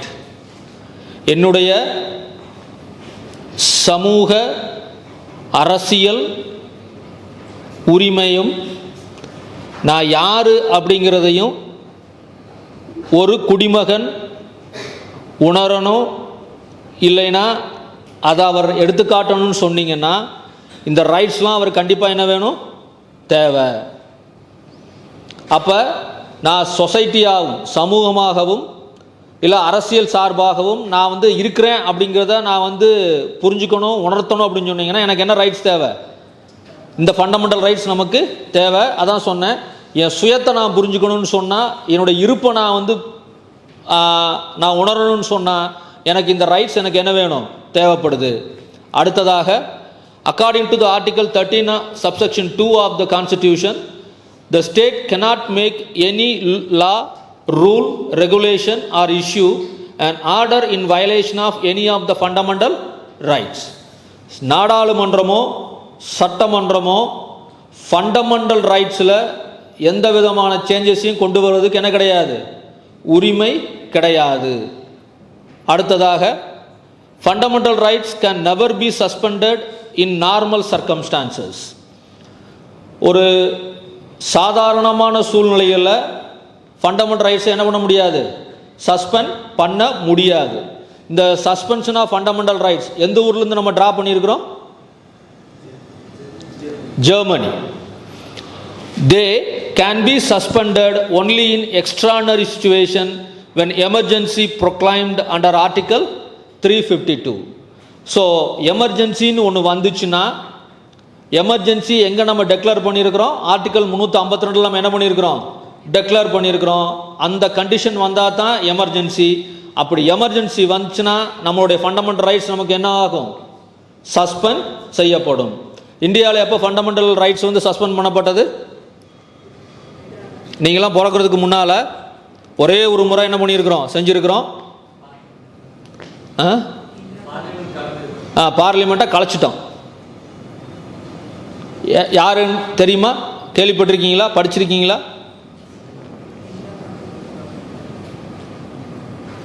இந்த 9th ஷெட்யூல் ஒன்று சொல்லிகிட்டே இருக்கிறேன், 7th ஷெட்யூல் ஒன்று சொல்லிக்கிட்டே இருக்கிறேன்.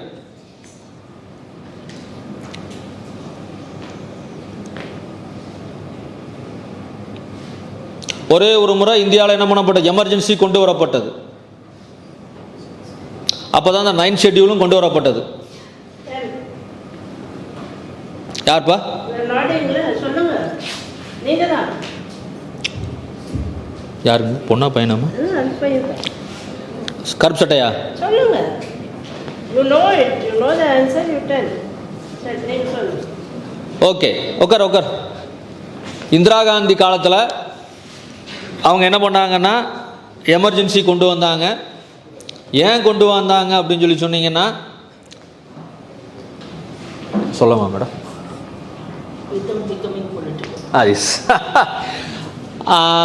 எஸ், அவங்க என்னென்னா வந்து ஒரு எலெக்ஷனில் ஜெயிக்கிறாங்க. அந்த எலெக்ஷன் வந்து என்ன ஆயிடுச்சு, ஒரு கோர்ட்டு வந்து என்ன சொல்லிடுதுன்னா வந்து இந்த தேர்தல் செல்லாது. நீங்கள் கேள்விப்பட்டிருப்பீங்க. இப்போ கூட நம்ம ஊரில் ஒரு லேட்டஸ்ட்டாக ஒரு கேஸ் போட்டிருக்கிறாங்க. யார் மேலே? நம்ம இவர் இருந்தார் இல்லையா, இப்போ இறந்தார்ல EVKS இளங்கோவன், ஈரோடு தொகுதியில் வந்து அவர் கடைசியாக வின் பண்ணார். அவர் வின் பண்ணது செல்லாதுன்னு சொல்லி போட்டு என்ன பண்ண கேஸ் போட்டாங்க. கேஸ்னா ட்ரையலில் இருக்குது. பட் EVS இளங்கோவன் என்ன பண்ணிட்டார், அவர் போய் சேர்ந்துட்டார். ஸோ அந்த தேர்தல் செல்லாது அப்படின்னு சொல்லி என்ன பண்ணுறாங்க, ஒரு கோர்ட்டு சொல்லுது. ஒரு கோர்ட்டு சொன்ன உடனே எப்படி ஒரு நாட்டினுடைய பிரைம் மினிஸ்டர் நேர்மையாக தேர்தல் நடந்திருக்குது, அது எப்படி இல்லைன்னு சொல்லலாம் அப்படின்னு சொல்லி போட்டு என்ன பண்ணுறாங்க, சஸ்பெண்ட் பண்ணுறாங்க. அப்போ தான் அந்த ஆர்டிகல் 352 என்ன பண்ணுறோம், நாம் இந்தியா சந்திக்கிறது. அதன் அடிப்படையில் கிட்டத்தட்ட ஒரு 1.5 வருஷம் இந்தியாவில் என்ன கிடையாது, பார்லிமெண்ட் கிடையாது, கவர்மெண்ட் கிடையாது, ஒன்லி ஒன் ஆர்மி. யார் ஆர்மி? இந்திரா காந்தி ஆர்மி. அப்புறம் அதுக்கப்புறமா வந்து பார்த்திங்கன்னா வந்து என்ன பண்ணப்பட்டது, அதை மறுபடியும் ரிவைவ் பண்ணாங்க.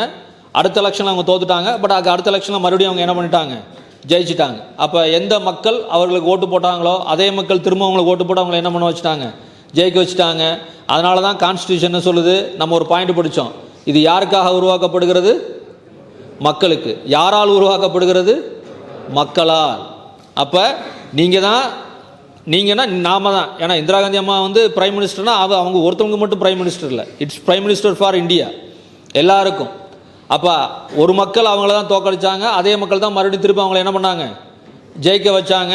ஜெயிக்க வச்சதுனால நமக்கு என்ன பண்ணுச்சு, எமர்ஜென்சி வந்துச்சு. தோக்க வச்சதுனால எமர்ஜென்சி வந்துச்சு, நம்ம வச்சுக்கலாம் நாம்.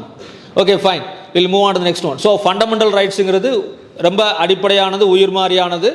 என்னை நான் நிர்வகித்துக் கொள்வதற்கும் என்னைய நான் இருக்கிறேன்னு உணர்றதுக்கு எனக்கு என்ன தேவைப்படுது, ஃபண்டமெண்டல் ரைட்ஸ் எனக்கு இருக்குது. இப்போ நான் இருக்கிறேன் அப்படின்னு சொன்னால் என்ன அர்த்தம், இப்போ நான் நிற்கிறேன் அப்படின்னு சொன்னால் இருக்குன்னு அர்த்தமா?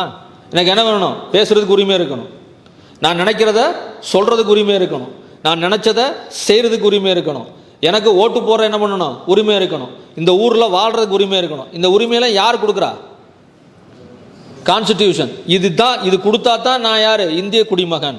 அப்போ நான் இந்திய குடிமகனாக இருக்கணும்னு சொன்னீங்கன்னா எனக்கு இந்த ரைட்ஸ்லாம் இருந்தால் தான் நான் என்னது, இந்திய குடிமகன். அந்த ரைட்ஸ் எனக்கு அடிப்படையாக தேவைப்படுறதுனால நம்ம என்ன பேர் சொல்கிறோம், இது ஃபண்டமெண்டல் ரைட்ஸ் அப்படின்னு நம்ம என்ன பண்ணுறோம், சொல்கிறோம். Next, limitations of fundamental rights. Next okay, அவ்வளோதான். It's closed.